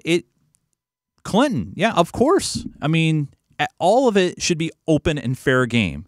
Clinton, Bush, look into the Bush Senior thing. I'm not, you know what I mean? I mean, it needs to be equal across the board here. I am trying to come across as sympathetic. At the same time, part of me is concerned that bigger picture items like Yemen, I agree, like net neutrality, are being ignored in the wider discussion because of all of this. And while I do feel like it's all important, some of this stuff is from like 30 years ago or 10 years ago. But it needs to set a precedent where, now we got your back. And when I'm saying we got your back is we're saying this out loud to people that have been affected by. You gotta alter the culture in a way where it's no longer okay. I'm skeptical it can be done because I think it's going to be very difficult. I think it's inherently flawed with the power structure. Totally it is. But you know what? If us talking about this pushes aside a small throwaway story that might have been in the news that week, I'm for it. As long as it's not throwing out the things that are important right now with, Yemen and Russia and things that are happening that we're actually seeing on the news, and it's not pushing those things away and we're still talking about them on this show, then I have no issue in talking about and throwing these, like, for example, I liked Louis C.K. I liked his comedy. Mm-hmm. Now he's made the asshole list. My personal asshole list, I mean, Charlie Rose, congratulations. You just made the list. And sorry. That, people, is what grinds my gears. It's a double shot. You got two of them this week. Yeah, man. So, no, it's one of those things that, that there should be you shouldn't have to let me say this. It doesn't matter how much money you have. You shouldn't be protected in these regards, and you shouldn't. Is that the end of the sack there? Because we got to get to the high note. Yeah, let's get to the high note. All right. Let's end it. Let's go into the break here. Sorry, guys. It's just that personally for me, I've seen people. I talked about my thing last week, and then I got shit on it by commenters, which is pretty great. I always like that a lot. Oh yeah. Well, don't worry. I know what it feels like to get shit on. Wait, what? Oh, that's a whole nother show, my friend. That's a different show. All right, let's get back into the high note. Mommy needs a joint. Mommy. So there's a little girl who may just result in the debate around cannabis exploding at the federal level because this 12-year-old is suing Jeff Sessions. A 12-year-old girl is spearheading a campaign to legalize medical marijuana across the whole country. Alexis Bortel says she and her family had no choice but to move from their Texas home to Colorado to treat her severe epilepsy. Now her family and a handful of others are suing Attorney General Jeff Sessions and the DEA. They're demanding cannabis for the treatment of their illnesses, diseases, and medical conditions. Barry Peterson spoke with Alexis. He is in Denver, Colorado with her story. Barry, good morning. This is one of those stories that really triggers me. So obviously it's the parents, and it's a group of parents that are suing Jeff Sessions. But this is one of those stories that really triggers me because it ends up hanging its hat on one of these old tropes where we just need more research. But we'll get to there. First, marvel in how well-spoken this 12-year-old girl is, and tell me if she's not the perfect advocate for this cause. It's amazing. Good morning. Well, here at Medicine Man, they grow a lot of the marijuana that they use in their pot product. They still got to do these walk through the pot Yeah. It's so classic. At least he's not wearing a mask on this one. Yeah. He's got So he's about to set up the 12-year-old girl here, but first you got to let him saunter on through the cannabis plants. Now, even though marijuana is legal in Colorado for recreational use, there's still a debate about its value to treat medical conditions. But one family thinks this is nothing less than a lifesaver. Well, ever since I've been on this cannabis, I've actually been seizure-free for today. It's 974 days, so we're coming up on 1,000, so I think that's pretty good. Isn't that amazing? Makes me want to hug her. I know. I mean, just like, good for you, she's man. She's like super, like, I've been or high five or whatever, I don't she's like legit excited that she's been 1,000 days without a seizure. Been on this cannabis. I've her actually life, been man. seizure-free for today. It's 974 days, so we're coming up on 1,000. She's keeping track because it's a big deal to her. Good This is her indeed, life. because this was once the life of Alexis Bortel. Seizures every few days, as seen in these videos taken at the direction of her doctors. Her parents say epilepsy medications didn't work, and there was even talk of brain surgery. She's obviously a brilliant 12-year-old. She's extremely well-spoken. She's thought deeply about the questions that this D-bag's about to ask her, and it's a shame to give her. She would be altered by brain surgery, and her life is completely devastated by these seizures. And here she is on cannabis. She is under the influence of THC during this interview, a 12-year-old child, and she gives better answers than most adults that get interviewed by the news. You call epilepsy? Well, I call it my seizure monster. But this seems to tame the seizure monster, an oil made from marijuana taken twice a day. Is she Her just family doing the CBD oil? Is that what she's under doing? the tongue. Yeah. Yep. Lived in Texas. So by the way, the only way for that to work, though, there is some THC in there for it to really be effective. Right, but it's basically the non-high part of it, you guys. So when you guys talking about the effects of things, this doesn't do that kind of stuff. Where they couldn't get the oil they needed, but they could in Colorado, where both medical and recreational pot are allowed. For her father, Dean Bortel, the decision to move here 3 years ago was an easy one. I would die for her, right? So the least I could do is uproot my life and give her a chance at the exact same freedoms and future I had. You'd do it again? Twice on Sunday. Are you adjusted to being here? We've been here about 3 years, so we're adjusting. Alexis hopes the lawsuit will make medical marijuana legal across the country. Do you think it's unfair that this medicine is not available to everybody in the United States? I think it's really unfair because I feel like they're basically punishing us because we're sick. But some medical experts are not sure. See, this is the trope they always go to sow doubt, and it relies on a fundamental assumption that I disagree with. And the assumption is, until we've done proper research, we should ban this substance everywhere. No. Flip that around. How about, until we've done the research that says it's dangerous, let people experiment. They can be our test animals in the wild. Chris, I always thought that the land of the brave. We Chase. have the freedom of expression, and we have the Free and the brave. If I wanted to, I could walk into traffic and kill myself. Yeah, but just don't put a weed in your body. Jacqueline French is the chief scientific officer of the Epilepsy Foundation. We really need more research. Money. To find out what's helping. Actually, to be fair, it's not just about that. They need the research because it's illegal and they haven't been able to do the proper research. Well, I understand that. It's the feds to allow them to do the freaking research too. You cannot deny the results and this is not the first child epilepsy case we've talked about either. You're right. And so it's almost disingenuous to sit there and say there's no evidence because there is almost a overwhelming avalanche of evidence just in the consumer market. Now, because they haven't gotten the $1 million or $1 billion they need to do their own personal research, and because it's extremely hard federally to get the funding, they can't conclusively say, according to our research, but they have millions of people now in our own country that are taking this stuff and it's significantly changing their lives. And it's not just children, it's adults too. Of the Epilepsy Foundation. We really need more research to find out what's helping, what's hurting, whether people should opt for this over some other options that they may have. I mean, everything else seems to have What side are you effects. trying to say, lady? Because first off, she tried all the options.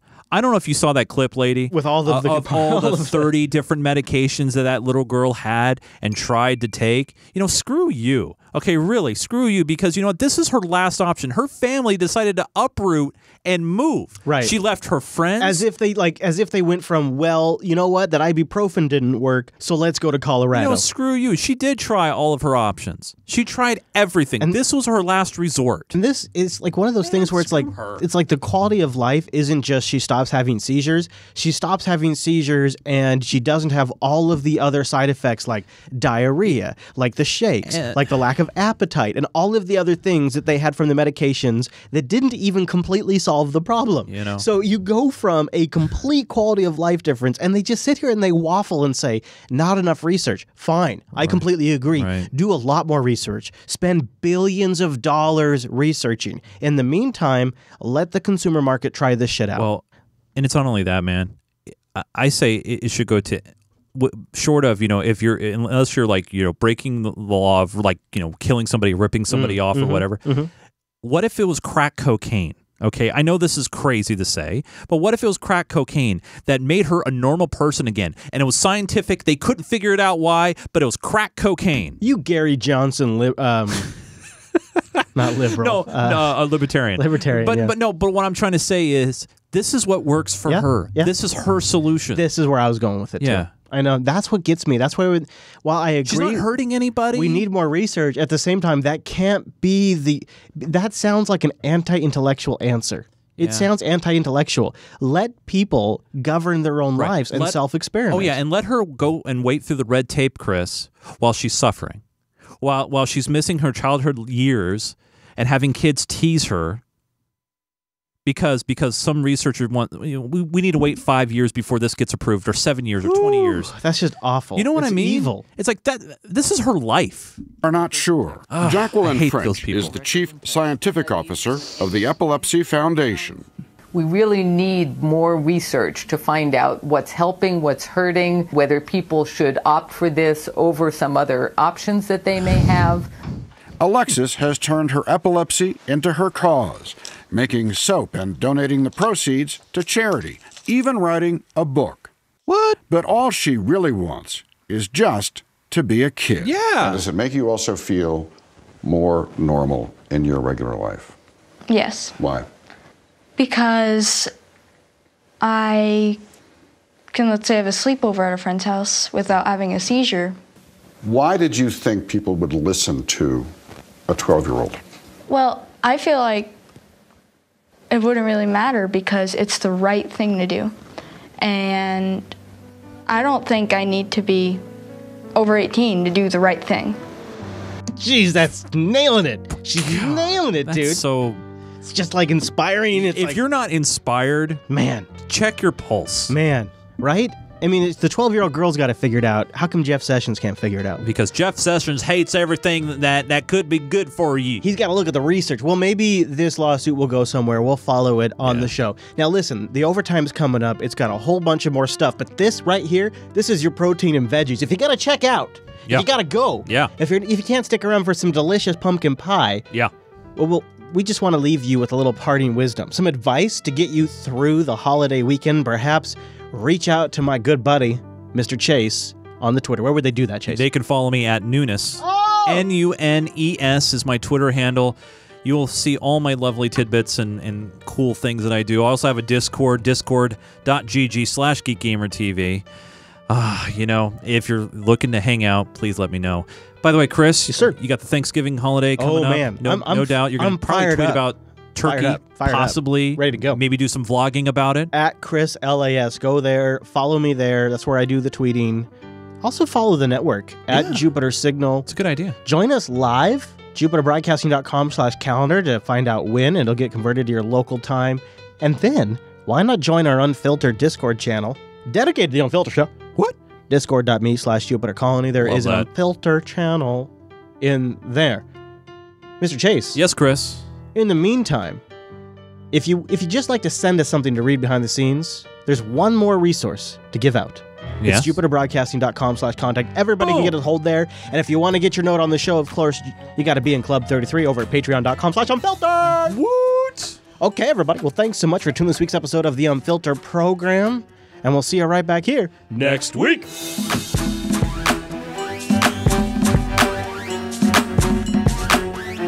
Mommy needs a joint.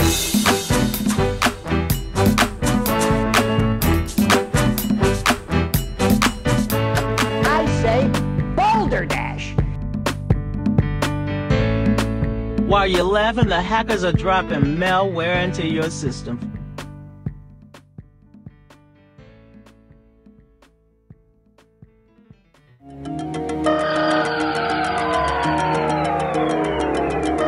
Don't hit that pause button just yet, because it's time for overtime.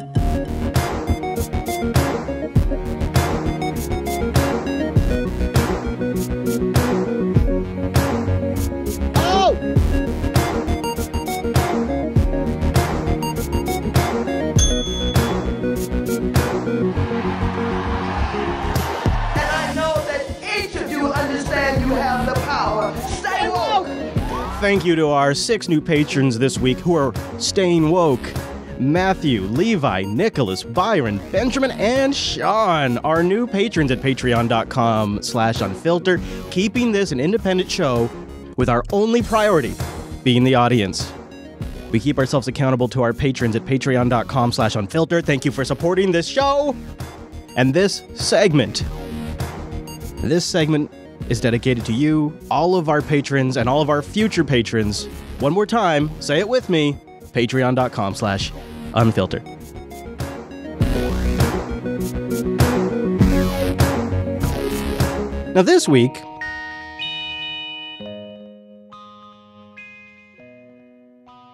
we're going to use the Oh Nancy segment to keep an eye on the establishment Democrats, the corporatists. Let's just call them corporatists because they're not really left. They're not really right. They're corporatists. And one of the top corporatists in this whole gang is Hillary Clinton. And she was in an interview recently with Harvey Hugh, I think his name is. He's sort of a quasi-conservative radio host. And so I was kind of surprised that she went on there, to be honest with you. It's not normally her kind of scene. And she goes on there and she actually made a rough reference to Pizzagate. To work together across partisan lines. I mean, the things that were said about me, the conspiracies that were promoted about me were just incredibly shocking. I mean, I mentioned them to people, and at first they look shocked, and then they laugh a little, and I said, it's really not that funny, because when somebody says something about you, like, oh my gosh, you run a child trafficking ring, or some ridiculous accusation, it does tear at the body politic. We can have some ridiculous accusation, like a child sex trafficking ring. Where would ridiculous accusations like that originate from? Surely it couldn't just be the politics of a presidential election. No, my friends. In fact, if we jump in the Wayback Machine, I take us to 2013. It's over here, and we are following this breaking news out of Washington. Some serious allegations this morning facing the State Department. That's right. According to internal State Department memos, the agency might have called off or intervened in investigation into possibly illegal and inappropriate behavior within its ranks, allegedly to protect jobs and avoid scandals. This concerns a time that Hillary Clinton was Secretary of State. We want to get right to NBC's chief White House correspondent, Chuck Todd, with the latest. Chuck, good morning to you. Good morning, Savannah. There's an old saying in Washington that the cover-up is worse than the crime. But in this case, both parts of it are disturbing. Allegations of prostitution and pedophilia, and allegations that those crimes were somehow covered up or not looked into. So the State Department this morning... I wonder if maybe this could be the origin of some of these conspiracy theories. ...is having to respond to those claims and those investigations of misconduct by State Department officials, including by an ambassador and security agents attached to then Secretary of State Hillary Clinton. I feel like security agents, Secret Service agents, and other security guards don't get enough credit when they come out and say, hey, this person that I spend a lot of time with, they're doing something. And the allegations are that these investigations were whitewashed, quashed altogether, and that those orders came from high up. NBC News has obtained documents related to ongoing investigations into some disturbing allegations involving State Department personnel and at least one ambassador. A State Department memo says the ambassador, quote, routinely ditched his protective security detail in order to solicit sexual favors from both prostitutes and minor children. The memo also says a top State Department official directed department investigators to, quote, cease the investigation into the ambassador's conduct. It's just one of what another document describes as, quote, several examples of undue influence from top state officials. On Monday, a State Department spokesperson will not confirm specific investigations. I'm not going to talk about specific cases, but I can say broadly that the notion that we would not vigorously pursue criminal misconduct in any case is preposterous. A former investigator for the department's inspector general has complained to Congress and the media that the investigations have not been thorough because of the pressure from those high-level officials. We take every allegation of misconduct seriously, and we look into it. It was less than 6 months ago that another major internal investigation painted Hillary Clinton's State Department in a negative light.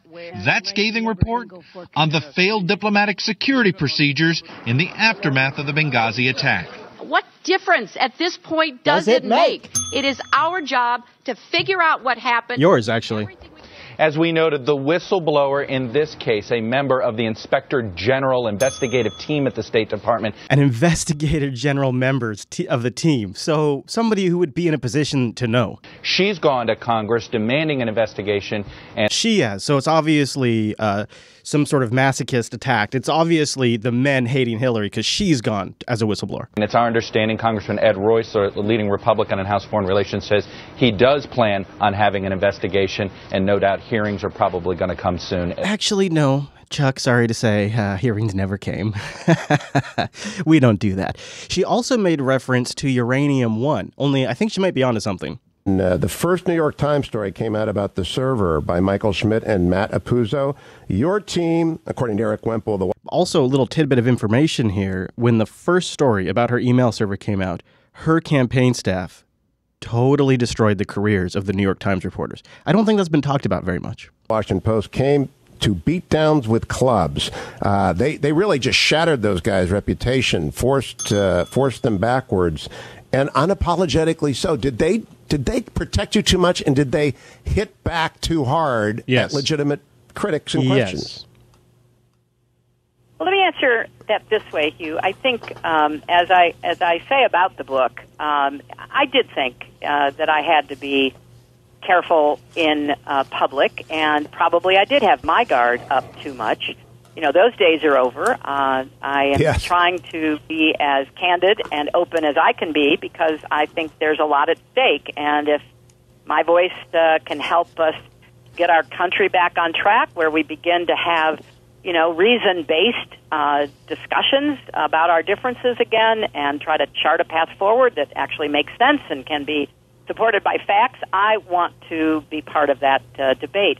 So I will take responsibility because clearly it is challenging when the press, and not just the press on the right, but the press in general, decide that, you know, my emails are the most important story. Now let her get past her bitterness over the coverage of her classified emails that were being sent over a private server in a basement. Let her get over that bitterness and listen to what she says about Uranium One and the comparison she makes. Of the campaign, and that clearly was just pounded day after day after day.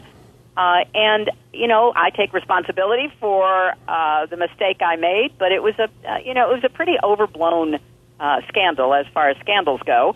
And then when there is a deliberate effort to, you know, misinterpret facts, like the whole Uranium One charge, you know, that is something that has been kept alive despite constant debunking, similar to the tragedy in Benghazi, where you know, I testified at length. I answered every question.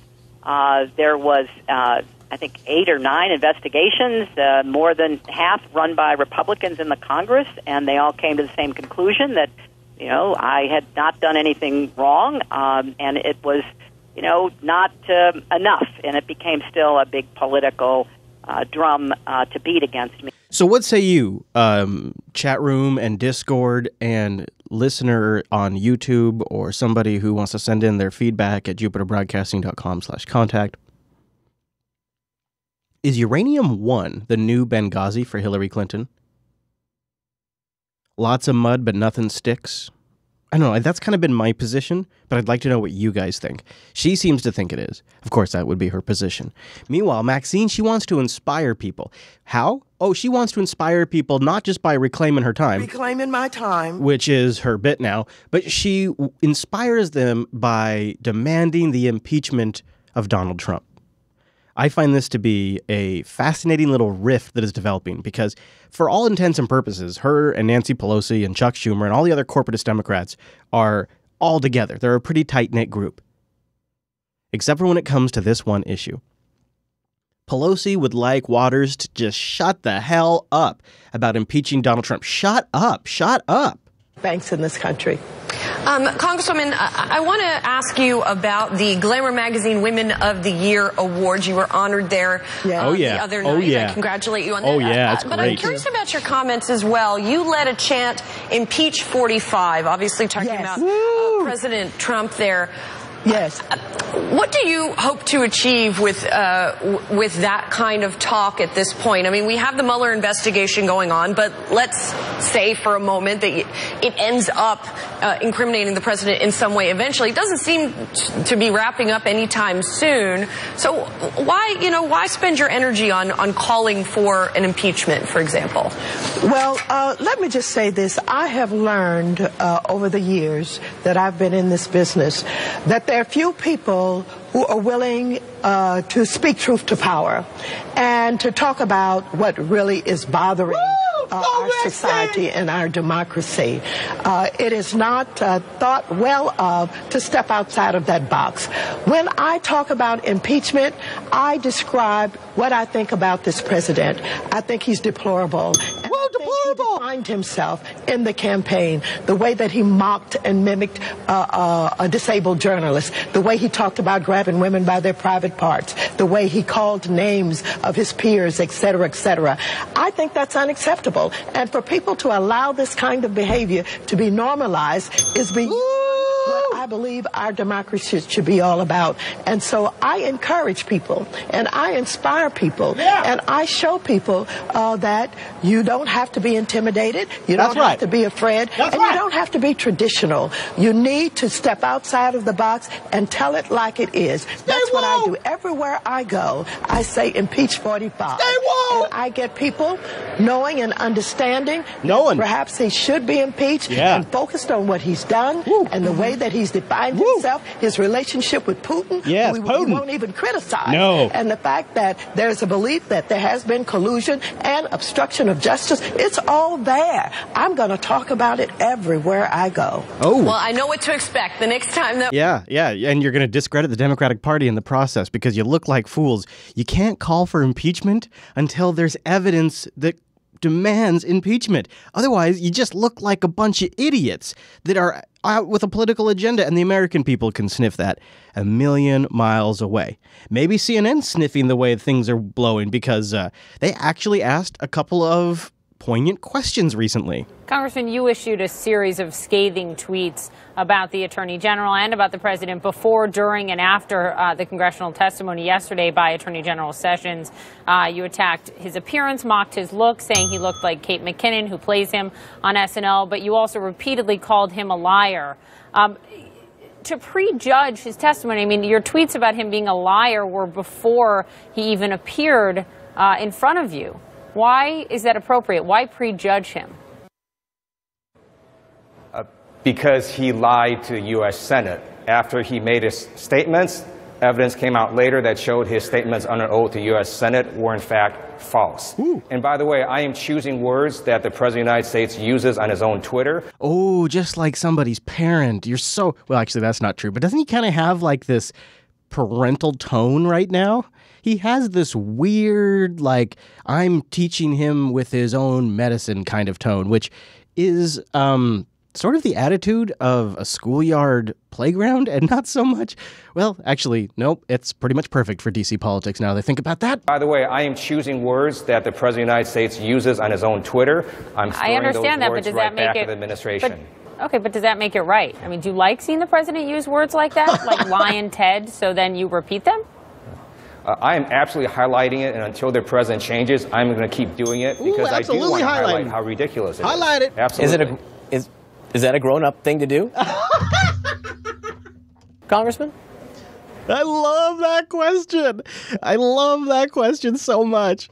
Is that a grown-up thing to do, Congressman? Okay, producer Matt, if you're listening, I know it's a little early. If you're listening, producer Matt, you've got to get me a clip of that. That somebody needs to isolate that out for me. Is that a grown-up thing to do, Congressman? So you remember when Michelle Obama had that beautiful line, right? When they go low, we go high. Mm-hmm. My view is when they go low, we fight back, and I'm going to fight back. Well, there you go. When they go low, we stay low? I'm fighting back. Yeah. I'm going to You're use tough the guy. president's own words against him, against his members of his administration. You're a tough guy, aren't you? I'm going to throw it right back at him. Absolutely. Is that what you would Yes, teach if he calls people's names, I'm going to call people names. Oh, he's fired up now. Because I think it's inappropriate for the president to do that. Inappropriate? He thinks it's inappropriate. Well, if he thinks it. Is that what you would teach your children to do? Is that what we should teach our children to do? I teach my children they should stand up to bullies. The president of the United States is a bully. I'm going to stand up to him. Absolutely. Oh, boom. That is an interesting and awkward conversation they just had. So you remember last week we covered the NSA leak, the big leak, the most devastating leak in history. Well, here's a little extra filler to that. A stream of leaks has the NSA on its heels tonight. Intelligence officials are blaming a secret group called Shadow Brokers for leaking complex codes used for hacking. Manila Chan is joining us tonight for more on this. This is intriguing. Yeah, and that's right. Perhaps it's low-hanging fruit, but now it's problems within the NSA itself being blamed directly on Russia. One of the NSA's most top-secret groups, called Tailored Access Operations, or TAO for short, served as the NSA's hacking arm for the better part of the last decade. They developed code and malware that would help the spy agency do its thing for years before. I'm sorry to be this guy, I shouldn't do this, but is malware not code?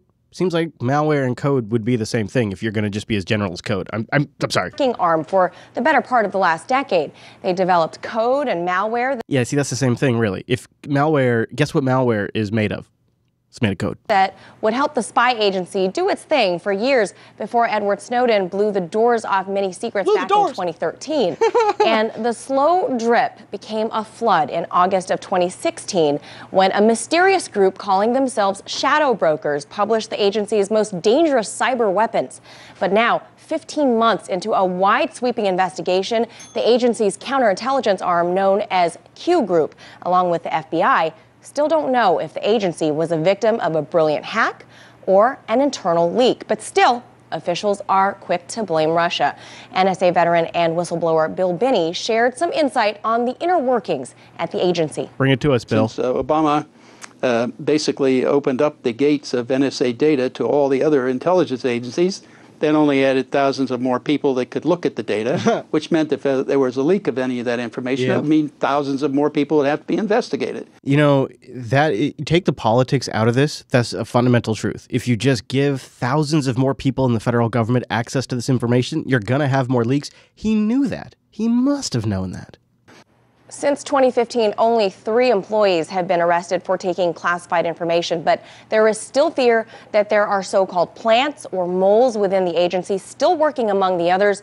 These hacking jobs, though, tend to draw young computer whizzes, but according to veteran employees, after the initial appeal of working as an agent wears off, these young hackers grow bitter from the bureaucracy and often leave for higher-paying private sector jobs in cybersecurity. Plus, they want to smoke a joint. Thus creating a revolving door and poor morale in the office. So, Ed, the more research I did about this hiring and firing process, the constant turnover within the NSA, it became apparent to me that the problem the agency was facing was more of a human resources issue than anything else. But rather than resolve the problem within their internal agency, it might just be easier to just blame Russia and go on with the day. Well, in reality, they'll outsource is what they'll do.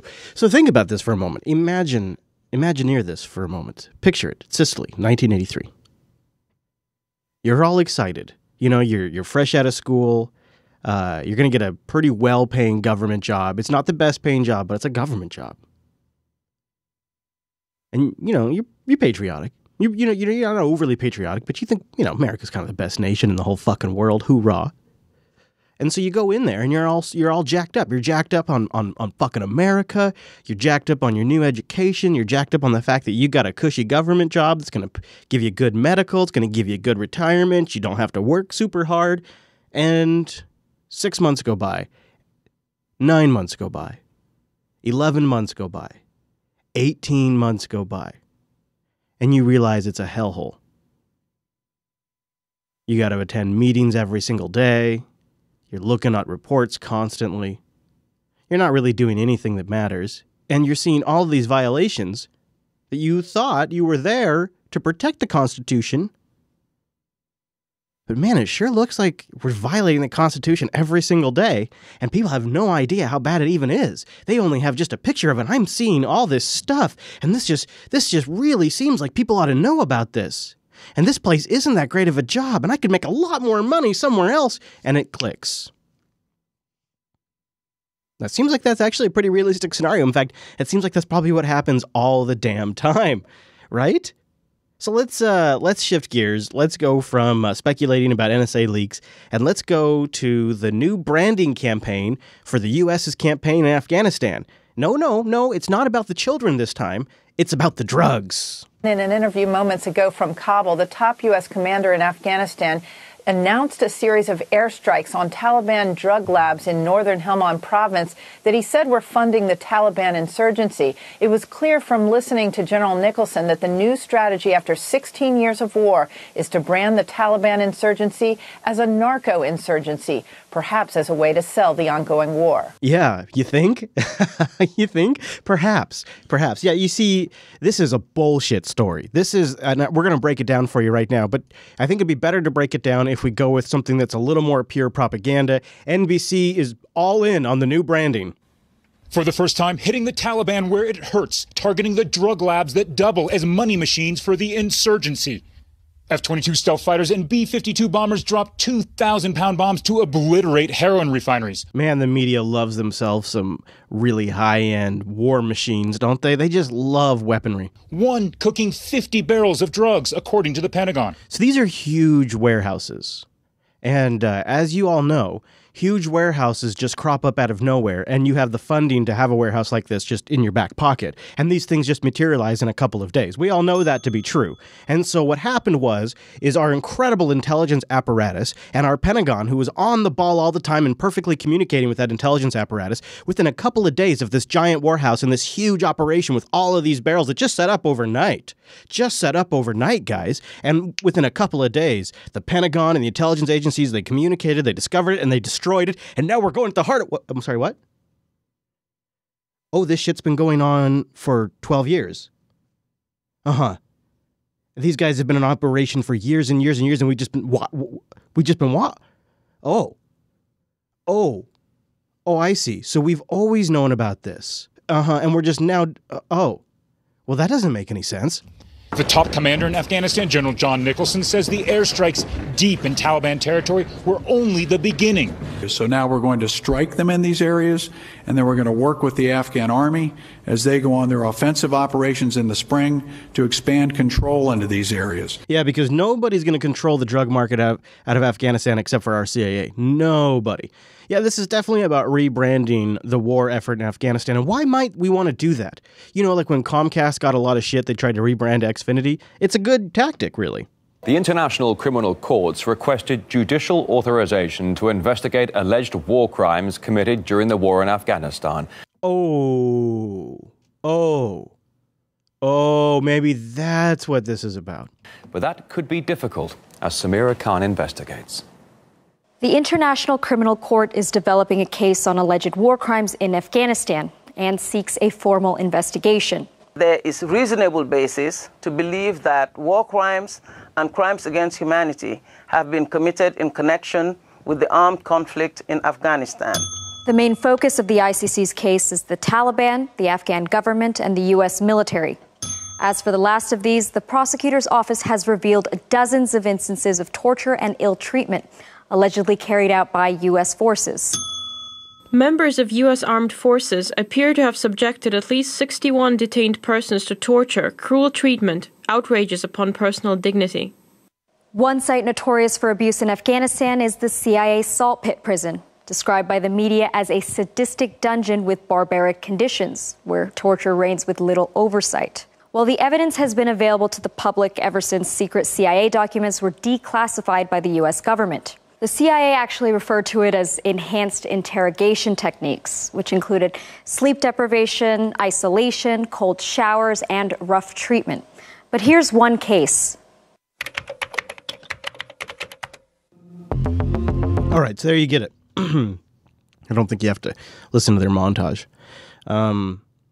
We're about to get some shit for what's gone down in Afghanistan. So now it's time to rebrand our effort as a humanitarian effort for the whole world, because solving the drug trade in Afghanistan solves it for the whole world.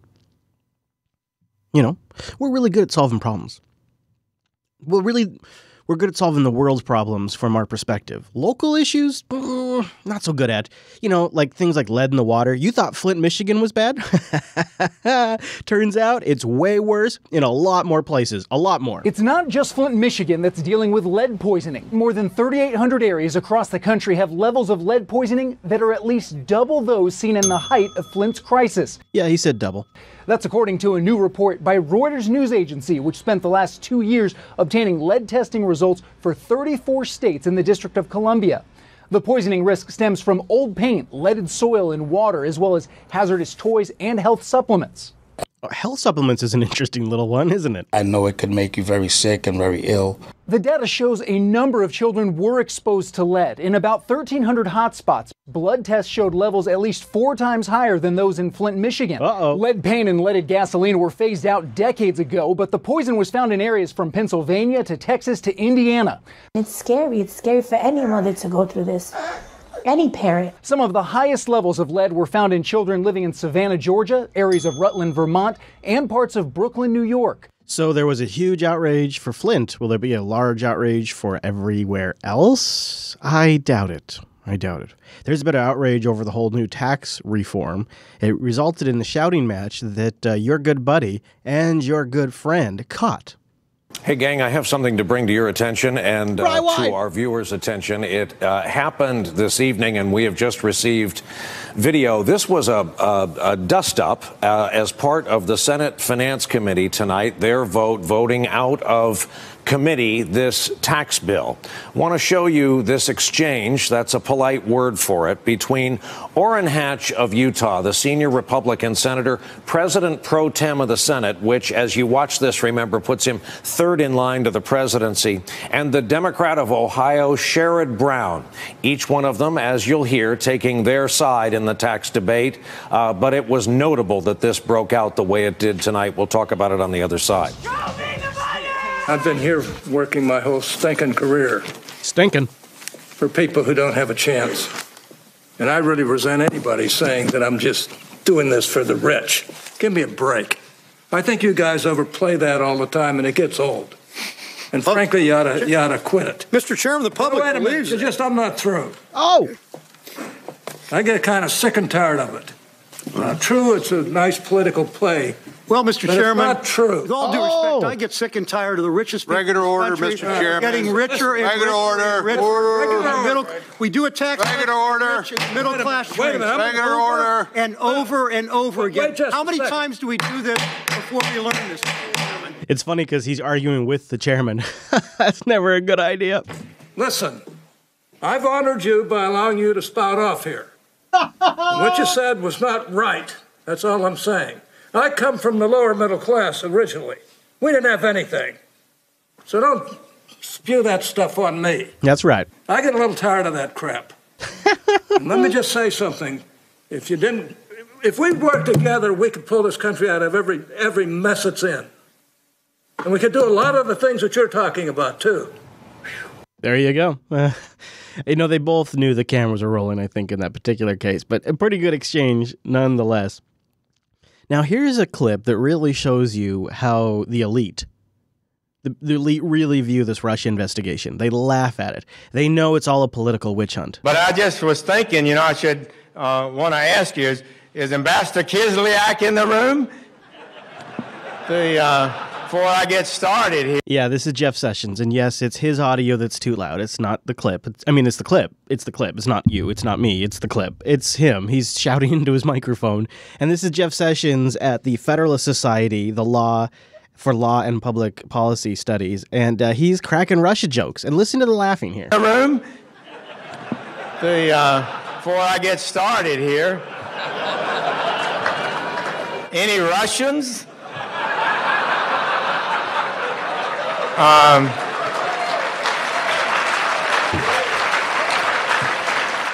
They're laughing. Anybody been to Russia?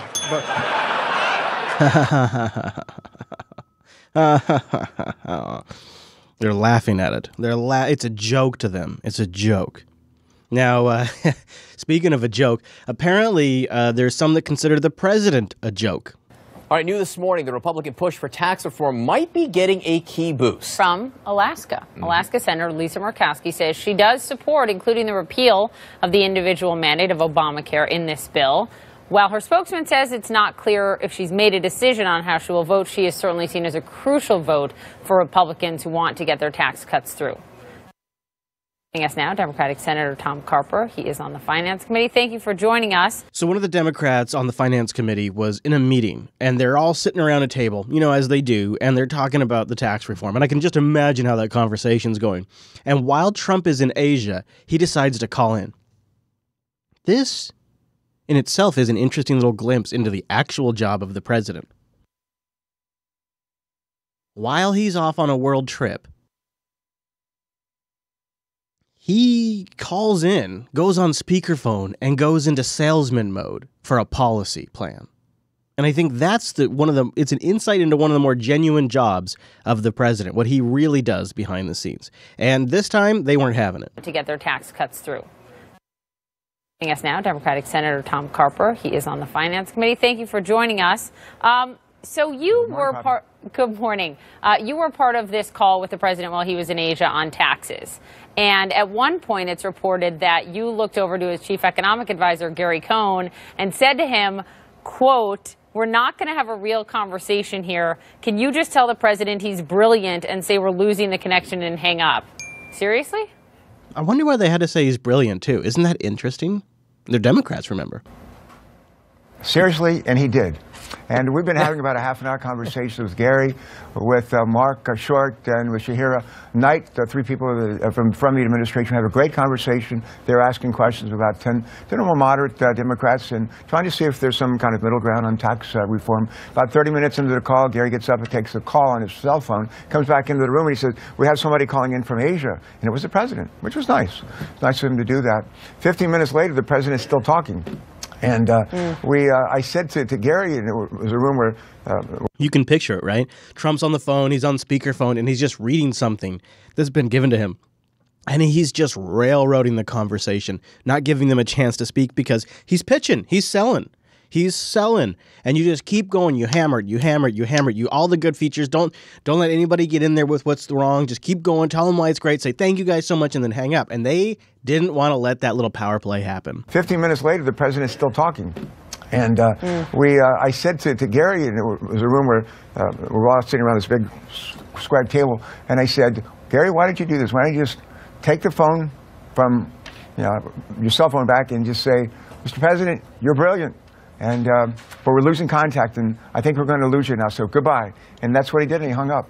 And then we went back to having the kind of conversation that we needed to, where they asked good questions, looking for consensus, looking for common ground. And I think we've identified. The CNN hosts look at each other and are literally I don't know, Discord, if you're watching the video version, give a descriptor to that face right now. That is, so the male host is absolutely delighted. And the female host is shocked that he's willing to say this on air because he's about to get in massive trouble. So this, not only does this reveal the president's real job to us and how the Democrats can basically still play him and say, "You're brilliant," hang up on him, and then go to tell everybody look how irrelevant he is. "Hey, everybody, your president's a fool." So they go on air and they do that. And the CNN hosts are just amazed that they're actually getting a legitimate news sort of story.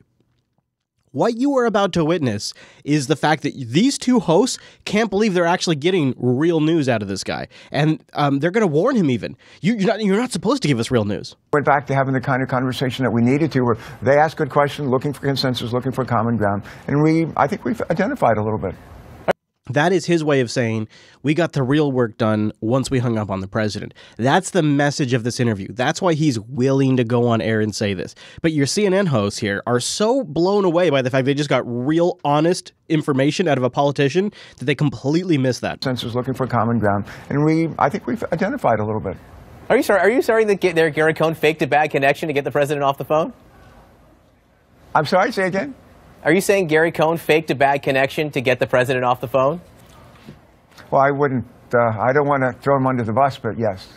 I think you just did. That's the bus. I think the bus just throws right there. The bus is passed. He wanted to make sure he could have that kind of conversation. And that's what we really need to do. There's areas where we can agree on this stuff. But you have to ask the right questions and be a good listener. Gary Cohn, call your office right now because you might be getting a call from Florida shortly. Let me ask you, sir, Lisa Murkowski. Call your office. Call your office.